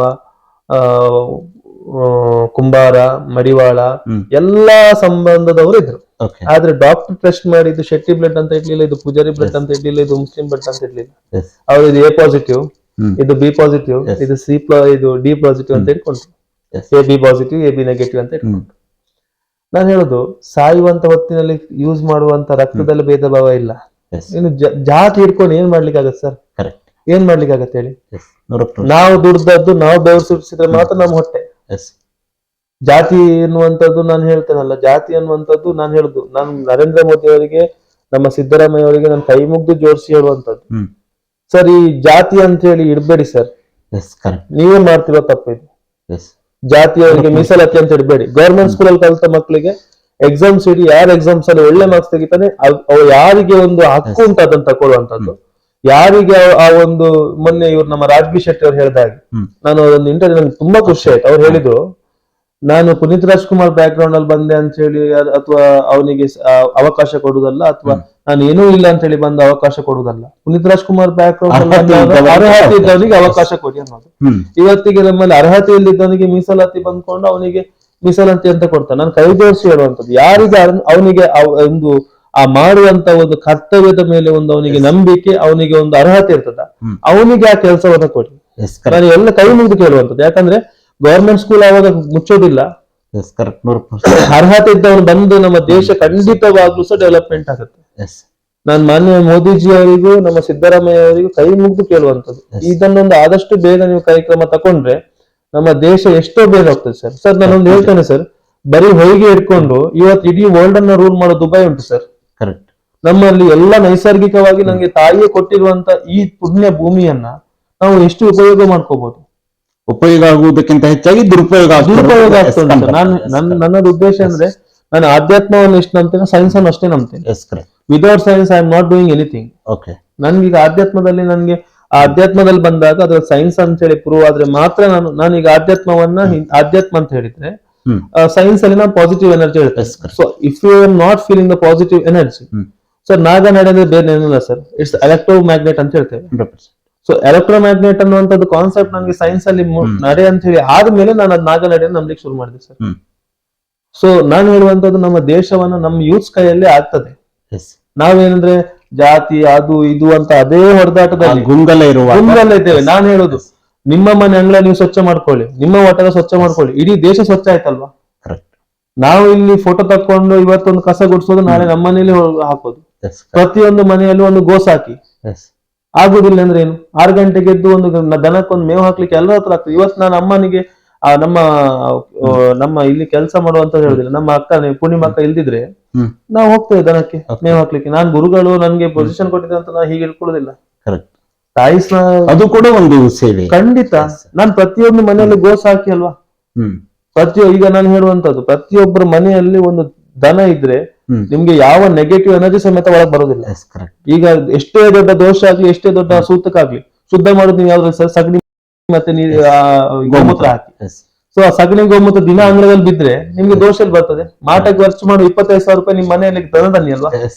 ಮಾಟ ತೆಗಿಲಿಕ್ಕೆ 25,000 ಕೊಡು, ದೋಷ ತೆಗಿಲಿಕ್ಕೆ 30,000 ಕೊಡು. ಒಂದ್ ದನ ತಂದು ಸಾಕು, ಯಾವ ಮಾಟನೂ ಬರೋದಿಲ್ಲ, ಬಂದ್ರೆ ನಾನು ನೋಡ್ಕೊಳ್ತೇನೆ. Yes. Okay. ಅಂದ್ರೆ ಅಷ್ಟು ನಾನು ಧೈರ್ಯದಲ್ಲಿ ಹೇಳ್ತೇನೆ. Correct. ಅದು ನನ್ಗೆ ನಿಜ. ಇರ್ಲಿ. Yes. ನಾನು ಓಪನ್ ಆಗಿ ಹೇಳ್ತೇನೆ, ಅಂತ ಮಾಟ ಇದ್ರೆ ನನ್ಗೆ ಇರ್ಲಿ. Yes. ಒಂದು ದನ ಸಾಕಿ ಗೋಮೂತ್ರ, ಒಂದು ಗೋಮಯ ಮನೆ ಎದುರು ಬಿದ್ರೆ ಅಂತ ಹೇಳಿದ್ರೆ ಯಾವ ನೆಗೆಟಿವ್ ಎನರ್ಜಿ ಒಳ ಬರಲ್ಲ. Yes. Okay. ಸಗಣಿ ವಾಸನೆ ಅಲ್ಲ ಸರ್, ಅದು ನಿಮ್ಗೆ ತಕೊಂಡ್ ಅದು ಪರಿಮಳ ಆಗ್ತದೆ. ಅತ್ಯಂತ ಪವಿತ್ರವಾಗಿರುವ ನನ್ಗೆ ಪರಿಮಳ, ನಾನು ಸಗಣಿನ ವಾಸನೆ ಅಂತ ಹೇಳಿ ನಾನು ಇವತ್ತು ಕೊಟ್ಟಿಗೆ ಹೋದ್ರೆ ವಾಸನೆ ಅಂತ ಮೂಗು ಮುಚ್ಕೊಳ್ಳಲ್ಲ. ಅದ್ ನಾವು ತಕೊಂಡ್ ನಮ್ಗೆ ಅದೀಗ ಒಂದು ಸುವಾಸನೆ ಆಗಿದೆ. Yes. Correct. ನಾನು ಅದಕ್ಕೋಸ್ಕರ ಹೇಳುದು, ನಮ್ಮ ದೇಶ ನಮ್ ಕೈಯಲ್ಲಿದೆ, ನಾವೆಲ್ಲ ಯೋಚಿಸು, ಎಲ್ಲ ಒಂದಾಗುವ. Yes. ಅವನು ಹಾಗ್ ಮಾಡ್ದ, ಇವನು ಹಾಗ್ ಮಾಡ್ದ, ಅವನನ್ನು ಹೊಡಿ, ಇವನನ್ನು ಕೊಲ್ಲು. ಸರ್, ಪ್ರೀತಿಯಿಂದ ಗೆಲ್ಲುವಂತ ವಿಷಯವನ್ನ ದ್ವೇಷದಲ್ಲಿ ಗೆಲ್ಲಿಕ್ ಆಗುದಿಲ್ಲ. ನೀವು ದ್ವೇಷ ಇನ್ನೊಬ್ಬರನ್ನ ಇದು ಮಾಡತ್ತೆ ಬಿಟ್ರೆ ಯಾವ ಒಂದು ಅದರ ಸಾಧನೆಯು ಕೂಡ ಮಾಡಕ್ಕಾಗಲ್ಲ. ಖಂಡಿತ ಆಗಲ್ಲ. ಸರ್, ನಾನು ಒಂದು ಉದಾಹರಣೆ ಕೊಡ್ತೇನೆ, ಮಾತಿಗಡ್ಡ ಬಂದೆ. ಸರ್, ನೀವು ನಂಗೆ ಏನೋ ಒಂದು ಮಾತು ಹೇಳ್ತೀರಿ ಅಂತ ಅನ್ಕೊಳ್ಳಿ. ಇವತ್ತು ನನ್ಗೆ ಮೊನ್ನೆ ನನ್ಗೆ ಹೇಳ್ದಲ್ಲ, ನಂಗೆ ಅವತ್ತು ಬೇಜಾರಾಯ್ತು, ನನ್ನ ಅಮ್ಮನ ಬಗ್ಗೆ ಎಲ್ಲ ಏನೋ ಹೇಳಿದ್ರಂತ. ಓಕೆ.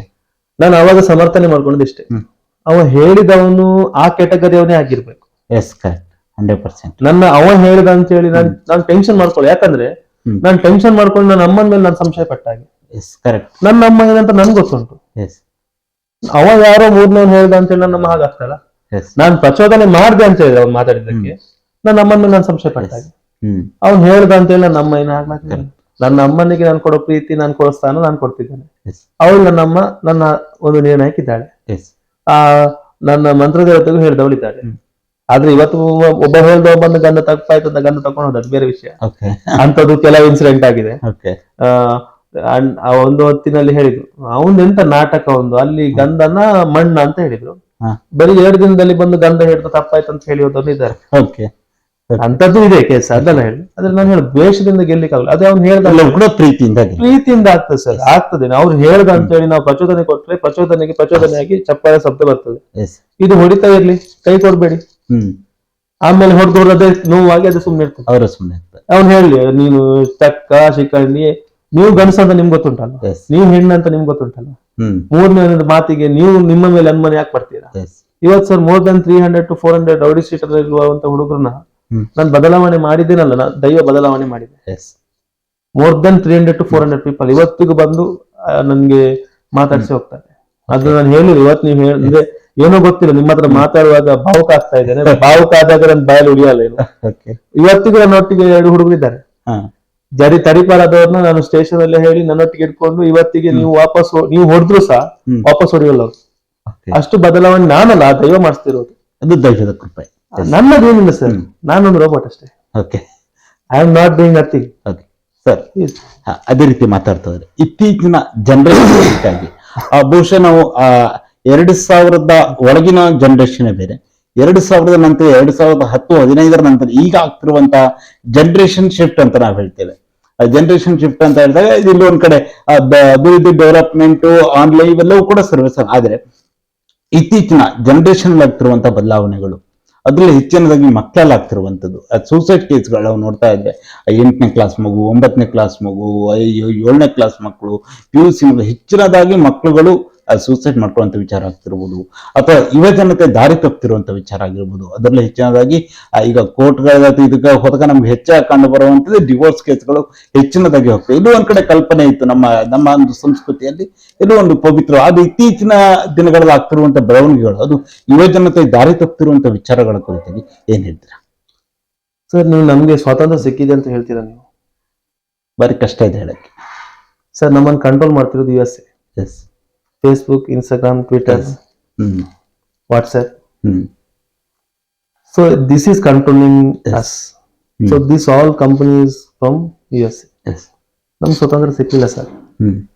ಸರ್, ನಾನು ಒಂದು ಹೇಳ್ತೇನೆ ಸರ್, ಡಿವೋರ್ಸ್ ಅಂತ ಹೇಳಿದ್ರಿ, ನನ್ನ ತಂಗಿನ ನಿಮ್ಗೆ ನೆಕ್ಸ್ಟ್ ನಾನು ಮೀಟ್ ಮಾಡಿಸ್ತೇನೆ. ಅಡ್ಗೆಯಿಂದ ಹೇಳಿದ್ರೆ ಹಾಲು ಕರಿಯೋ ತನಕ ಅವಳಿಗೆ ಗೊತ್ತಂತ. ಇವತ್ತಿಗೆ ನನ್ನ ತಂಗಿ ಅಂತ ಹೇಳಿ ನಂಗೆ ಹೆಮ್ಮೆನ್ ಹೇಳ್ಕೊಳ್ತೇನೆ. ಯಾಕಂತ ಹೇಳಿದ್ರೆ ಅವಳನ್ನ ಎಲ್ಲರೂ ಬಂದು ಹೆಣ್ಣಂದ್ರೆ ಹೀಗಿರ್ಬೇಕು ಅನ್ನುವಂತ ವಿಚಾರನ ಹೇಳ್ತಾರೆ. So this is all happens why, you know sir. ನಮ್ಮ ಮನೇಲಿ ಹೇಗಂತ ಹೇಳಿದ್ರೆ, ಹೆಣ್ಮಗು ಅನ್ನುವಂಥದ್ದು ಒಂದು ಹೇಳಿದ್ರೆ ಅವಳಿಗೊಂದು ನಾವು ಉಚ್ಚ ಸ್ಥಾನ ಕೊಟ್ಟಿದ್ದೇವೆ ನಮ್ಮ ಹಿಂದೂ ಧರ್ಮದಲ್ಲಿ.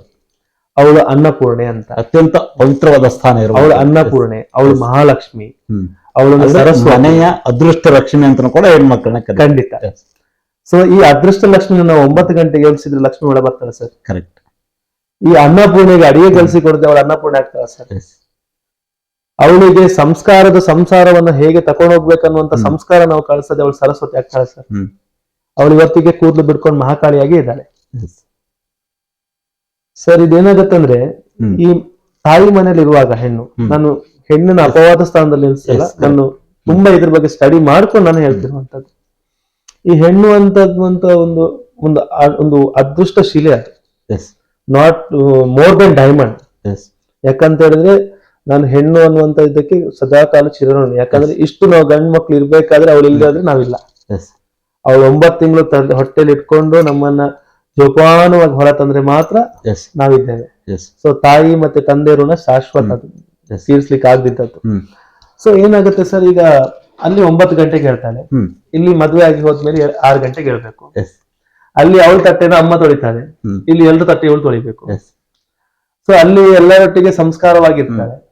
ಇಲ್ಲಿ ಎಲ್ಲರ ಹತ್ರನು ನಾನು ಅವ್ರ ಹತ್ರ ಮಾತಾಡ್ಬೇಕು, ಇವ್ರ ಹತ್ರ ಮಾತಾಡ್ಬೇಕು, ಅವ್ರ ಬಟ್ಟೆ ಒಗಿಬೇಕು ಅನ್ನೋಂತ ಬರುತ್ತೆ. ಸೊ ಇದೆಲ್ಲ ಮ್ಯಾನಿಕ್ಯುಲೇಟ್ ಮಾಡ್ಕೊಂಡು ಅವಳು ಏನ್ ಹೇಳ್ತಾಳೆ, ನನ್ನ ಮನೆಯಲ್ಲಿ ನನ್ನ ಅಮ್ಮನ ಮನೆಯಲ್ಲಿ ಸಮೇತ ನಾನು ತಟ್ಟೆ ತೊಳಿಲಿಲ್ಲ, ಇಲ್ಲಿ ತೊಳಿಬೇಕಾ? ನನ್ನ ಅಮ್ಮನ ಮನೆಯಲ್ಲಿ ಸಮೇತ ಒಂದು ಟೀ ಮಾಡ್ದವಳಲ್ಲ, ಇಲ್ಲಿ ಇಷ್ಟು ಜನ ಅಡಿಗೆ ಮಾಡ್ಬೇಕಾ? ಇದೇ ಸಣ್ಣ ಒಂದು ಕಾಡ್ಗಿಚ್ಚು, ಬಹುಶಃ ಸಣ್ಣ ಇನ್ಸಿಡೆಂಟ್ಗಳು ಅವೇ ಕೂಡ ಎಷ್ಟೋ ದೊಡ್ಡ ಮಟ್ಟದಾಗಿ ಇಡೀ ಸಂಸಾರವನ್ನೇ ಆ ಒಂದು ಹಾಳು ಮಾಡುವ ದುಸ್ಥಿತಿಯ ತಗೊಂಡು ಹೋಗುವಂತ ಸನ್ನಿವೇಶಗಳು ನಿರ್ಮಾಣ. ಖಂಡಿತ. ಆಮೇಲೆ ಇನ್ನೊಂದು ನಿಮ್ದು ನಮ್ದು ಹೇಳಿದೆ British government ruling, social media. ಮದುವೆ ಆದ್ಮೇಲೆ ಪಾಸ್ವರ್ಡ್ ಗಂಡನ ಹೆಂಡತಿ ಹತ್ರ ಇರ್ಬೇಕು, ಹೆಂಡತಿ ಗಂಡ ಹತ್ರ ಇರ್ಬೇಕು. No divorce till the end of their life. ಎಷ್ಟೋ ನೋಡಿದ್ರೆ ಈ ಸಾಮಾಜಿಕ ಜಾಲತಾಣಗಳಾಗಿರ್ಬೋದು, ಅಂತ ನಾವೇನ್ ಹೇಳ್ತೀವಿ, ಅದನ್ನೇ ಬಹುಶಃ ಎಷ್ಟೋ ವಿಧಗಳಾಗಿರುತ್ತೆ ಡಿವೋರ್ಸ್ ಕೇಸ್ಗಳು. ಸರ್ ನಂದು ಇನ್ಸ್ಟಾಗ್ರಾಮ್ ಇಲ್ಲ ಸರ್, ಫೇಸ್ಬುಕ್ ಇಲ್ಲ sir, WhatsApp I use only for my business trackers and not more than that. Okay. ಇವತ್ತಿಗೂ ನಾನು ಅದನ್ನ ಬಿಟ್ರೆ ಬೇರೆ ಯಾವ್ದಿಲ್ಲ ಸರ್. ಓಕೆ. ನಂದು ಯಾವ್ದು ಇಲ್ಲ, ಫೇಸ್ಬುಕ್ ಇಲ್ಲ, ಇನ್ಸ್ಟಾಗ್ರಾಮ್ ಇಲ್ಲ, ಇತ್ತು ಎಲ್ಲಾನು ಡಿಲೀಟ್ ಮಾಡಿ ಹ್ಯಾಪಿಸ್ ಹಾಕಿದ್ದೇನೆ. ನನ್ನ ಹೆಸರಲ್ಲಿ ಈಗ ಫೇಕ್ ಅಕೌಂಟ್ ಇಷ್ಟು ಅಂತ ಗೊತ್ತಿಲ್ಲ, ಅದ್ ನಾನು ನೋಡ್ಲಿಕ್ಕೆ ಹೋಗುದಿಲ್ಲ. ಬಟ್ ಪರ್ಸನಲಿ ನಂದು ಅಂತ ಹೇಳಿ ಯಾವ ಅಕೌಂಟ್ಸ್ ಇಲ್ಲ. ಓಕೆ. ಸೊ ನಂದು ಏನಂತ ಹೇಳಿದ್ರೆ, ನಾನ್ 4 ಜನ ಕೇಳೋ ಮೊದಲು ನಾನು ನಿಮ್ಮ ಫಾಲೋ ಮಾಡ್ಕೋಬೇಕು. ಸೊ ನಾನ್ ಫಾಲೋ ಮಾಡಿದ್ರೆ 4 ಜನ ಕೇಳಿದ್ರೆ ಅವ್ರದ್ದು ನಮ್ದು ಹಾಕಿರ್ಬಾರ್ದು ಅಂತ ಕೇಳ್ತೀನಿ. ಆಮೇಲೆ ಇದೊಂದು ವಿಷಯ ಡಿವೋರ್ಸ್. ಎರಡನೇ ವಿಷಯ ಏನಾಗ್ತದೆ ಅಂತ ಹೇಳಿ ಸರ್, ನೀವೀಗ ಹೇಳಿದಾಗೆ ಕೋರ್ಟ್ ಅಲ್ಲಿ ಕಚೇರಿಯಲ್ಲಿ ಹುಡುಗರು ನೋಡ್ತಾರೆ ಅಂತ ಸರ್, ಇದು ಸಹ ಇನ್ಸ್ಟಾಗ್ರಾಮ್ ಎಫೆಕ್ಟ್ ಸರ್. ಈಗ ಬರ್ತಿರೋ ಹೊಸ ಚಿತ್ರದವ್ರು ಚಿತ್ರೀಕರಣ ಮಾಡುವಾಗ ಹೊಡೆಯೋದು ಬಡಿಯೋದು ಮಾಡುವಾಗ ನಾನು ಒಂದು ರೌಡಿ ಆಗ್ತೇನೋ, ನಾನು ಒಂದು ನನ್ಗೆ ಅವಾಗ ಪವರ್ ಬರುತ್ತೆ. ಅದಕ್ಕೆ ನಮ್ಮ ಇನ್ನೊಂದು ಕಾಲೇಜ್ ವಿದ್ಯಾರ್ಥಿಗಳ ಭಾಷೆಯಲ್ಲಿ ಹೇಳಿದ್ದಾರೆ, ಹವಾ ಮೇಂಟೈನ್ ಮಾಡುವಂತ. ಸರ್ ನಾನು ಹವಾ ಮೇಂಟೈನ್ ಮಾಡ್ತಿದ್ದೇನೆ, ಇಷ್ಟ ತನಕ ನೋ ಕೇಸ್ ನಥಿಂಗ್. ನಾನು ರೌಡಿ ಮಾಡಿದ್ರೆ ಹವಾ ಮೇಂಟೈನ್ ಮಾಡ್ಬೋದು. ಇವತ್ತಿಗೆ ನನಗೆ ಹೋಗುವಾಗ ದೇವ್ರ ಕೊಟ್ಟ ಆಶೀರ್ವಾದ, ಕೆಲವು ಮಕ್ಕಳು ಭಯ ಪಡ್ತಾರೆ, ದೊಡ್ಡ ದೊಡ್ಡ ರೌಡಿಗಳು ನನಗೆ ನಿಂತು ಮಾತಾಡಿ ಭಯ ಪಡ್ತಾರೆ. ಯಾಕಂತ ಹೇಳಿದ್ರೆ ನಾನು ಯಾರನ್ನೂ ಕೊಲ್ಲಿಲ್ಲ, ಯಾರನ್ನು ಸಾಯಿಸ್ಲಿಲ್ಲ, but still I have that power. ದೇವ್ರು ಕೊಡ್ತಾನೆ, ಯಾರಿಗೆ ಯಾವ ಕೊಡ್ಬೇಕು ಅದೇ ಕೊಡ್ತಾನೆ. ಒಬ್ಬನಿಂದ ಸರ್ ನಾನೊಂದು ಹೇಳ್ತೇನೆ, ಒಬ್ಬನ್ನ ಕೊಲೆ ಮಾಡಿ ನಾನು ಬದುಕ್ತೇನೆ ಅಂತ ಹೇಳಿದ್ರೆ ಖಂಡಿತವಾಗ್ಲೂ ಹೆದರ್ಕೊಂಡೇ ಬದುಕ್ಬೇಕು. ಇವತ್ ನಾನು ನಿನ್ನೆ ನಮ್ಮ ರೀಸೆಂಟ್ ಆಗಿ ಬಂದ ಹುಡುಗನಿಗೆ ಹೇಳಿದೆ, ಇವತ್ತು ಅವನು ಒಳ್ಳೆ ಆರಾಮಲ್ಲಿ ಬೈಕಲ್ಲಿ ಹೆಬ್ಬಿ ತನಕ ಹೋಗಿ ಬಂದ. ನಾನು ಹೇಳಿದೆ, ಮಗ ಇದೇ ರೀತಿ ನೀನು ಊರಲ್ಲಿ ಹೋಗ್ತೀಯ ಅಂತ ಹೇಳಿದೆ. ಇಲ್ಲ ಅಣ್ಣ ಹೋಗುದಿಲ್ಲ. ಯಾಕೆ ಹೋಗುದಿಲ್ಲ? ಅಲ್ಲ ಹುಡುಗರು ಇರ್ತಾರೆ, ಏನಾದ್ರು ಮಾಡಿದ್ರೆ. ಇದೇ ಹೇಳುದು ಲೈಫ್. ಒಂದ್ ಮನೆಯಿಂದ ಹೊರಗೆ ಇರ್ಬೇಕಾದ್ರೆ ನನ್ನನ್ನು ಯಾರು ಕೊಲ್ತಾರ, ನನ್ನ ಶೂಟ್ ಮಾಡ್ತಾರ, ನನ್ನ ಮಾಡ್ತಾರ ಅನ್ನೋಂತ ಭಯದಲ್ಲಿ ಮನೆಯಿಂದ ಹೊರಗೆ ಹೋಗ್ಬೇಕು ಸರ್. ಪ್ರೀತಿಯಿಂದ ಗೆಲ್ಲಿ ಸರ್, ಭಯನೇ ಇಲ್ಲ. ಎಷ್ಟ್ ರಾತ್ರಿಗೆ ಎಷ್ಟ್ ಕತ್ಲಿಗೆ ನೀವು ಆರಾಮಾಗಿ ಹೋಗಿ. ಈ ಭಯ ಹೆದರ್ಕೊಂಡು ಇಡೀ ಲೈಫ್ ಸ್ಪ್ಯಾಮ್ ಈಗ ನಮ್ ಯೂಸ್ ಮೇನ್ ಆಗಿ ನಾನು ಎಲ್ರಿಗೂ ಹೇಳೋದು, ನೀವು ಒಂದು ಕೇಸ್ ಆದ್ರೆ sir, passport ban, you are not eligible to travel from India to any other countries. Sir ನಿಮ್ಮ ಹತ್ರ ಹಣ ಫುಲ್ ಆಗ್ಬೋದು ಸರ್, ನಿಮ್ಗೆ ಹೊರಗೆ ಹೋಗ್ಬೇಕಂತ ಹೇಳಿದ್ರೆ ಪಾಸ್ಪೋರ್ಟ್ ಇಲ್ಲಿ ಬ್ಯಾನ್ ಆಗಿರುತ್ತೆ. ನಿಮ್ಮ ಲೈಫ್ ಅಲ್ಲಿ ಒಂದು ಒಳ್ಳೆ ಕಂಪನಿಯಲ್ಲಿ ಜಾಬ್ ಆಯ್ತು ಅಂತ ಹೇಳಿದ್ರೆ ಪೊಲೀಸ್ ವೆರಿಫಿಕೇಶನ್ ಆಗೋತ್ತಿಗೆ ಇವರು ಅನ್ಫಿಟ್ ಅಂತ ಬರುತ್ತೆ. ಸೊ ಲೈಫೇ ಇಲ್ಲಲ್ಲ ಸರ್. ಒಬ್ಬನ್ ಕೊಲೆ ಮಾಡಿ 3 ಲಕ್ಷ 5 ಲಕ್ಷ ತಗೊಳ್ತೀರಾ, 5 ಲಕ್ಷ ಇಡೀ ಜೀವನ ಸಾಕ? ಯೋಚನೆ ಮಾಡಲ್ಲ. ಬಡಿ ಹಾಕೋ, ಡ್ರಿಂಕ್ಸ್ ಮಾಡು, ಚಟ. ಈ ಎದುರ್ಲು ಆಫ್ಟರ್ ಕೊರೋನಾ 2020 ನಂತರ ಜನರು ಅಥವಾ ಈಗಿನ ಯೂತ್ಸ್ ನ ಮೈಂಡ್ ಸೆಟ್ ಏನಾಗಿದೆ, ಜೀವನ ಅಂದ್ರೆ ಇಷ್ಟೇ, ಎಂಜಾಯ್ ಮಾಡ್ಬೇಕು, ಇರೋ ಟೈಮ್ ಎಂಜಾಯ್ ಮಾಡ್ಬೇಕು. ಈ ಎಂಜಾಯ್ ಅನ್ನೋ ಒಂದು ಕಾನ್ಸೆಪ್ಟ್ ಇಂದ ಬಹುತೇಕ ಎಲ್ಲ ಈ ವ್ಯವಸ್ಥೆನೇ ಬದಲಾಗ್ತಾ ಇದೆ ಅನ್ನೋ ಒಂದು ಚರ್ಚೆ ಕೂಡ ಇರುವಂತದ್ದು. ಸರ್ ಎಂಜಾಯ್ ಮಾಡ್ಲಿಕ್ಕೆ ನೀವು ಕುಡಿಲೇಬೇಕಂತಿಲ್ಲ ಸರ್. ನೀವು ಮೈಂಡ್ ಸೆಟ್ ಅದು ಕುಡಿದ್ರೆ ಮಾತ್ರ ಎಂಜಾಯ್ಮೆಂಟ್ ಅಂತ. ನನ್ನ ಹುಡುಗರದ್ದು ನಾನು ಯಾವಾಗ್ಲೂ ಅವ್ರಿಗೆ, ಈಗ ನಾನು ಮೊನ್ನೆ ಒಂದು ಹುಡುಗನ ಬರ್ಡೇ ಪಾರ್ಟಿ ಆಯ್ತು ಸರ್, ನಾವು ನಮ್ಮ ಹೋಟ್ಲಲ್ಲಿ ವೆಜ್ ಹೋಟ್ಲಲ್ಲಿ ಮಾಡಿದ್ವಿ.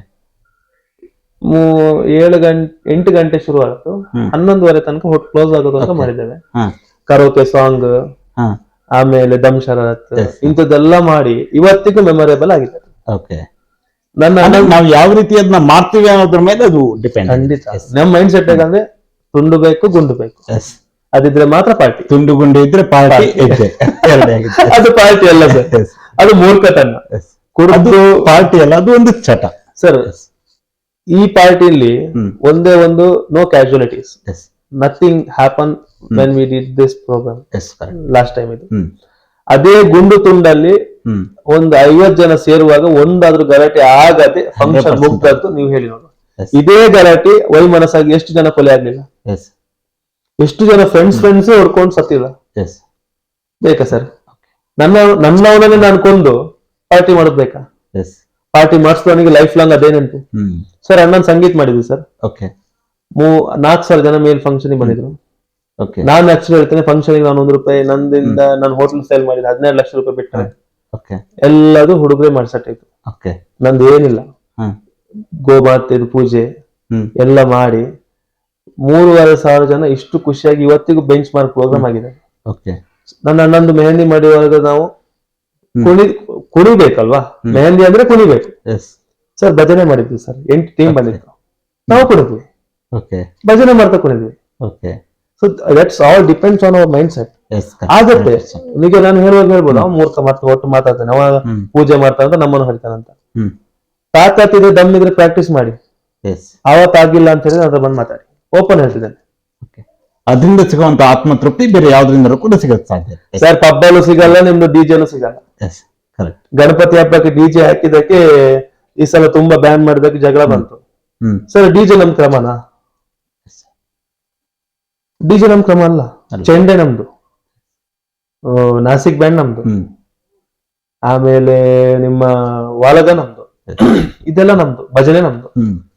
ಕುಣಿಯೋನಿಗೆ ಯಾವ್ದಾದ್ರೆ ಸರ್, ಭಜನೆ ಕುಣಿಬಹುದು, ನಾಸಿಕ್ ಬ್ಯಾಂಡಿ ಕುಣಿಬಹುದು, ಚೆಂಡೆ ಕುಣಿಬಹುದು ಸರ್. ನಾನು ಈ ಮಾತು ಯಾಕೆ ಹೇಳಿದೆ ಅಂದ್ರೆ, ಲಾಸ್ಟ್ ಟೈಮ್ ನಾನೊಂದು ಬ್ಯಾಂಗ್ಳೂರ್ ಫಂಕ್ಷನ್ ಆಗುವಾಗ ಒಂದು ಮನೆಗೆ ನಾನು ಹೋಗಿದ್ದೆ, ಅಲ್ಲಿ ಹಾರ್ಟ್ ಪೇಷಂಟ್ ಇದ್ರು ಸರ್. ಪಕ್ಕದ ಗಲ್ಲಿಯಲ್ಲಿ ಒಂದು ಡಿಜೆ ಇಟ್ಟು ಕುಣಿವಾಗ ಇವ್ರು ಫುಲ್ ಬೆವತ್ತೋದ್ರು. ನಂಗೆ ಅವತ್ತು ತುಂಬಾ ಮನ್ಸಿಗೆ ಬೇಜಾರಾಯ್ತು. ಆ ಮನ್ಸಿನ ಬೇಜಾರನ್ನ ಇವತ್ತು ನಿಮ್ ಮುಖಾಂತರ ನಾನು ಮಾಧ್ಯಮಕ್ಕೆ ಹೇಳ್ತಿದ್ದೇನೆ. ಇವ್ರು ಇಟ್ಟ ಸೌಂಡ್ ಅವರಿಗೆ ಸ್ವೆಟ್ಟಿಂಗ್ ಸ್ಟಾರ್ಟ್ ಆಗಿದೆ ಸರ್. ನಾಳೆ ಅವ್ರಿಗೆ ಏನಾದ್ರು ಹೆಚ್ಚು ಕಮ್ಮಿ ಆದ್ರೆ ಇವ್ರು ಸಂತೋಷದಿಂದ ಒಬ್ಬನ ಕೊಲೆ ಮಾಡಿದ ಅಂತ ಹೇಳಿ ಗಣಪತಿ ದೇವ್ರು ಶಾಪ ಕೊಡ್ತಾನೆ, ನಾನು ಆಶೀರ್ವಾದ ಮಾಡ್ತಾನೆ. ನಾನು ದಯವಿಟ್ಟು ಹೇಳುವಂಥದ್ದು, ನನ್ನಿಂದ ನಾನ್ ಮಾಡುವ ಆಚರಣೆ ಇನ್ನೊಬ್ರಿಗೆ ತೊಂದರೆ ಆಗ್ಬಾರ್ದು, ಯಾವುದೇ ಇರಲಿ. ನಾನು ಹೇಳುದು, ನಾನೀಗ ಹೇಳುವಾಗ ನನ್ಗೆ ಎಷ್ಟೋ ಜನ ವಿರೋಧ ಆಗ್ತಾರೆ ಗೊತ್ತಿಲ್ಲ, ದಯವಿಟ್ಟು ಕ್ಷಮಿಸಿ. ಕೇಳುವ ನಾನು ಕೇಳ್ತಿದ್ದೇನೆ, ದಯವಿಟ್ಟು ಕ್ಷಮಿಸಿ. ಯಾಕಂದ್ರೆ ಇದು ನಾನು ಪರ್ಸನಲಿ ನೋಡಿದ್ ನಂಗೆ ತುಂಬಾ ದುಃಖವಾಗಿ ಹೇಳ್ತಿರುವಂತದ್ದು. ಗಲ್ಲಿಯಲ್ಲಿ ಒಂದು ಇಟ್ಟು ಡಿಜೆ ಓಡಿಸಿದ್ದಾರೆ ಸರ್, ಅದು ನಂಗೆ ತುಂಬಾ ಬೇಜಾರಾಯ್ತು. ಯಾಕಂತ ಹೇಳಿದ್ರೆ ಒಂದು ಇನ್ಸಿಡೆಂಟ್ ಅಲ್ಲಿ ಆಗಿತ್ತು ಬ್ಯಾಂಗ್ಳೂರಲ್ಲಿ, ಒಂದು ಇನ್ಸಿಡೆಂಟ್ ಹುಬ್ಬಳ್ಳಿಯಲ್ಲಿ ಆಗಿತ್ತು ಸರ್. ಆಂಬ್ಯುಲೆನ್ಸ್ ಹೋಗ್ತಾ ಉಂಟು, ಅದು ಏನೋ ಒಂದು ಕರ್ಕಶ ಶಬ್ದ ಹಾಕಿದ್ದಾನೆ, ಆಂಬ್ಯುಲೆನ್ಸ್ ಸೈರನ್ ಕೇಳ್ತಾ ಇಲ್ಲ. ಇಂಥದ್ದೆಲ್ಲ ಇನ್ಸಿಡೆಂಟ್ ಆಗೋ ಬದಲು ನಾಸಿಕ್ ಬ್ಯಾಂಡ್ ಅಲ್ಲಿ ಎಂತ ಕುಣಿಬಹುದು ಸರ್. ನಾನು ಕುಣಿದಿದ್ದೇನೆ ನಾಸಿಕ್ ಬ್ಯಾಂಡ್ ಅಲ್ಲಿ. ನಾವು ತಟಿದಾಯ ಸಮಯೋತ್ಪನ್ನ ಮಾಡುವಾಗ ಚೆಂಡಲ್ಲಿ ನಾವು ಕುಣಿದಿದ್ದೇವೆ. ಏನ್ ಕುಣಿಬಹುದು ಗೊತ್ತುಂಟ ಸರ್, ಎಲ್ಲ ನಮ್ಮ ಮೈಂಡ್ ಸೆಟ್ ನಾವು ಚೇಂಜ್ ಮಾಡ್ಕೊಳ್ಳ. ಸಮಾಜಕ್ಕೋಸ್ಕರ ನಾವು ಬದುಕುವ, ನಮ್ಮ ಆರಾಧನೆಯನ್ನ ನಾವು ಇನ್ನೊಬ್ಬ ನಮ್ಮ ಧರ್ಮದ ಆಚರಣೆ ಇನ್ನೊಬ್ಬ ಧರ್ಮದವ್ರು ಹೇಳ್ಬೇಕು, ಆ ತರ ಆಚರಣೆ ಇರ್ಬೇಕು. ಇವತ್ತು ನೋಡಿ ಎಷ್ಟೋ ಆಸ್ಟ್ರೇಲಿಯಾದವರೆಲ್ಲ ನಮ್ಮ ಹಿಂದೂ ಧರ್ಮ ಕನ್ವರ್ಟ್ ಆಗ್ತಿದ್ದಾರೆ. So conversion I am not telling that I am happy, but ಅವರೊಂದು ನಮ್ಮ ಧರ್ಮವನ್ನ ಒಂದು ನಂಬಿದ್ರಲ್ವಾ, ಅದೊಂದು ಸಂತೋಷ ಡಿಫ್ರೆಂಟ್ ಅದು ಸರ್. ಇವತ್ತು ನಾನು ಹೋದ್ರೆ, ಮೊನ್ನೆ ಏರ್ಪೋರ್ಟ್ ಅಲ್ಲಿ ನನ್ನ ಕ್ಯೂ ಅಲ್ಲಿ ಇನ್ನೊಬ್ಳಿದ್ಲು ಯಾರು, ನಾನು ಹೋಗ್ತಿರುವಾಗ ಅವಳು ಸಡನ್ ಹಿಂತಿರುಗಿ ನಂಗೆ ಟಚ್ ಆದ್ಲು. ನಾನು ಆಕ್ಚುಲಿ ನಾನು ಹೆಣ್ಮಕ್ಳು ತುಂಬಾ ರೆಸ್ಪೆಕ್ಟ್, ಅವಳದೇ ಮಿಸ್ಟೇಕ್, ಬಟ್ ನಾನು ಸಾರಿ ಮೇಡಮ್ ಅಂದೆ. ಹರೇ ಕೃಷ್ಣ ಹರೇ ಕೃಷ್ಣ ಅಂದ್ರು. ಕೇಳುವಾಗ ನಂಗೆ ಸಂತೋಷ ಆಯ್ತು, ನಾನ್ ಸಾರಿ ಹೇಳ್ದೆ, ಅವ್ರು ಹರೇ ಕೃಷ್ಣ ಅಂದ್ರು. ಸೊ ವಾಟ್ಸ್ ದ ಮೀನಿಂಗ್ ಅಂತ ನನ್ಗೆ ನಾಚಿಕೆ ಆಯ್ತು, ನನ್ಗೆ ಶೇಮ್ ಆಯ್ತು.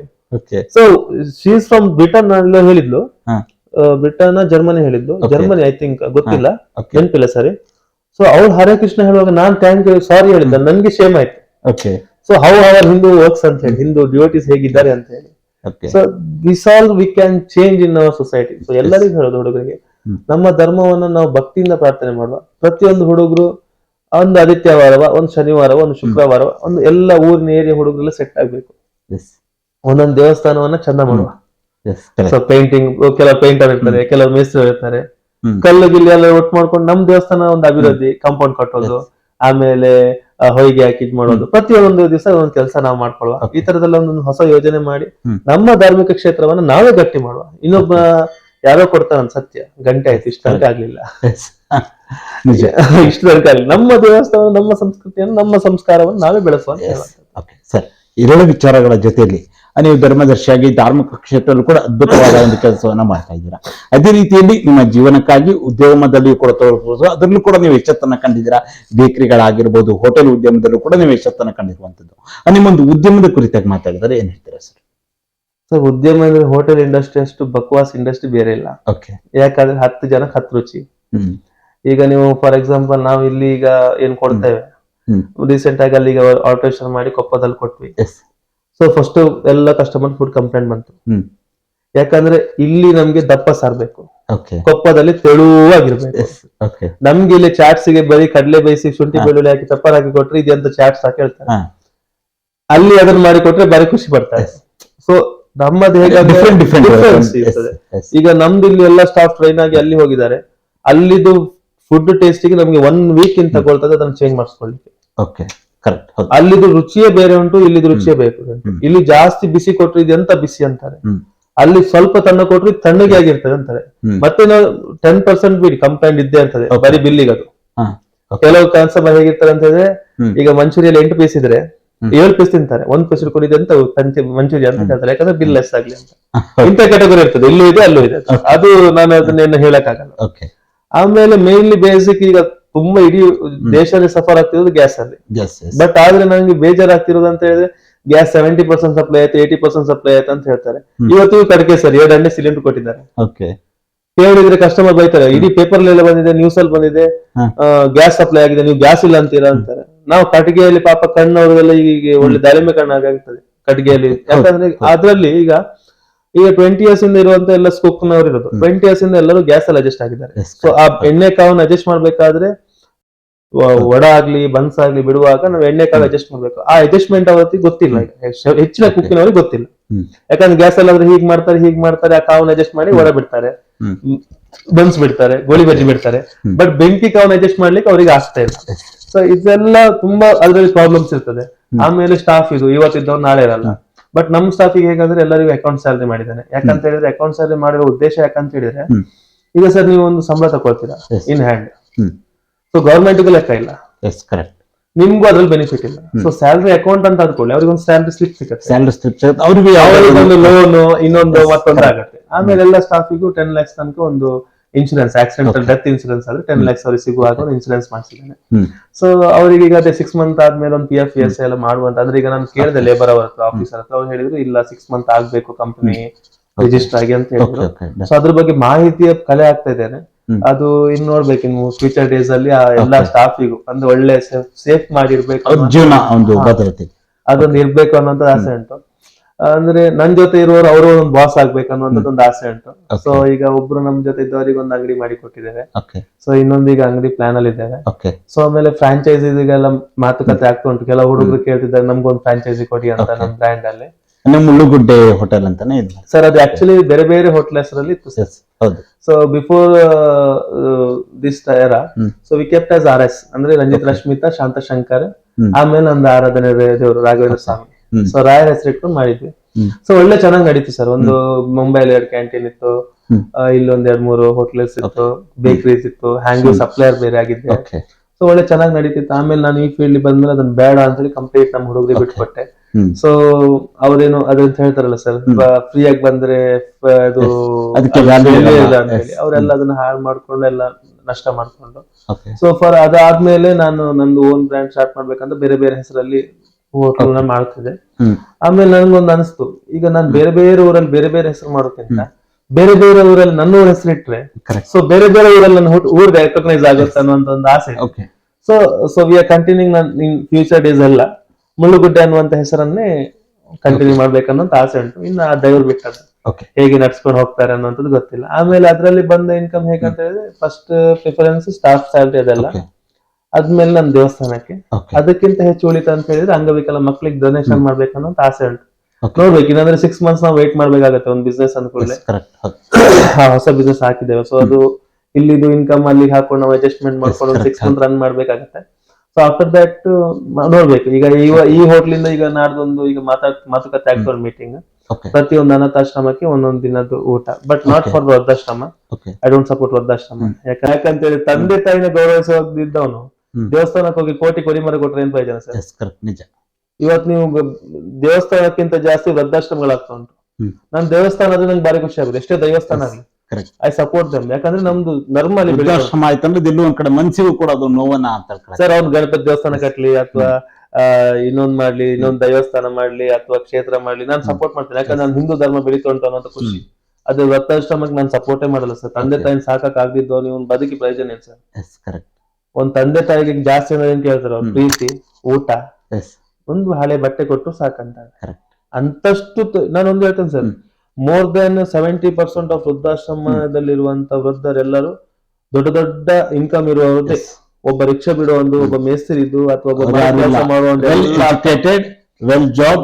Well settled, all not having A back ground of this school system. ಸಂಸ್ಕಾರ ಇಲ್ಲ ಸರ್, ಸಂಸ್ಕೃತಿ ಇಲ್ಲ. ವಿದ್ಯೆ ಇದೆ, ವಿದ್ಯೆ ಹೋಗಿ ಅದು ಅಭ್ಯಾಸ ಇಲ್ಲ ಸರ್. ವಿದ್ಯೆಗೂ ಅಭ್ಯಾಸಕ್ಕೆ ಡಿಫ್ರೆನ್ಸ್ ಇದೆ ಸರ್. ಈಗ ಅಭ್ಯಾಸ ಅಂತ ಹೇಳಿದ್ರೆ ಬರೀ ಎಜುಕೇಶನ್ 95, 97, 98, 99, 100. ಅದೇ ವಿದ್ಯೆ ಅಂತ ಹೇಳಿದ್ರೆ ಅದ್ರಲ್ಲಿ ಸಂಸ್ಕಾರ, ಸಂಸ್ಕೃತಿ, ಗುರು ಹಿರಿಯರು. ಇವತ್ತಿಗೆ ನಾನು ಹೇಳ್ತೇನೆ ಸರ್, ಇವತ್ತಿಗೂ ನನ್ನ ಗುರುಗಳು ಬಂದ್ರೆ ನನ್ನ ಆ ಜಾಗದಲ್ಲಿ ಇದ್ರೆ ನನ್ಗೆ ಯಾರು ಖಾಲಿ ಬೀಳುದಿಲ್ಲ. ಯಾಕಂದ್ರೆ ನನ್ನ ನೆಗೆಟಿವ್ ಅವ್ರಿಗೆ ಹೋಗುತ್ತಾನ ಒಂದು ಭಯ. ಈಗ ಖಾಲಿ ಬೀಳೋದು ಹೇಳ್ತಾರೆ, ನಾನು ಅವ್ನು ಖಾಲಿ ಬೀಳೋದಿಲ್ಲ, ಅವನೇ ದೊಡ್ಡ ಜನನ ಅಂತ. ಸರ್, ಕಾಲಿಗೆ ನಿಮ್ಮ ವೈರಿಗಳಿಗೆ ಕಾಲು ನೀವು ಹಿಡಿಬೇಕು.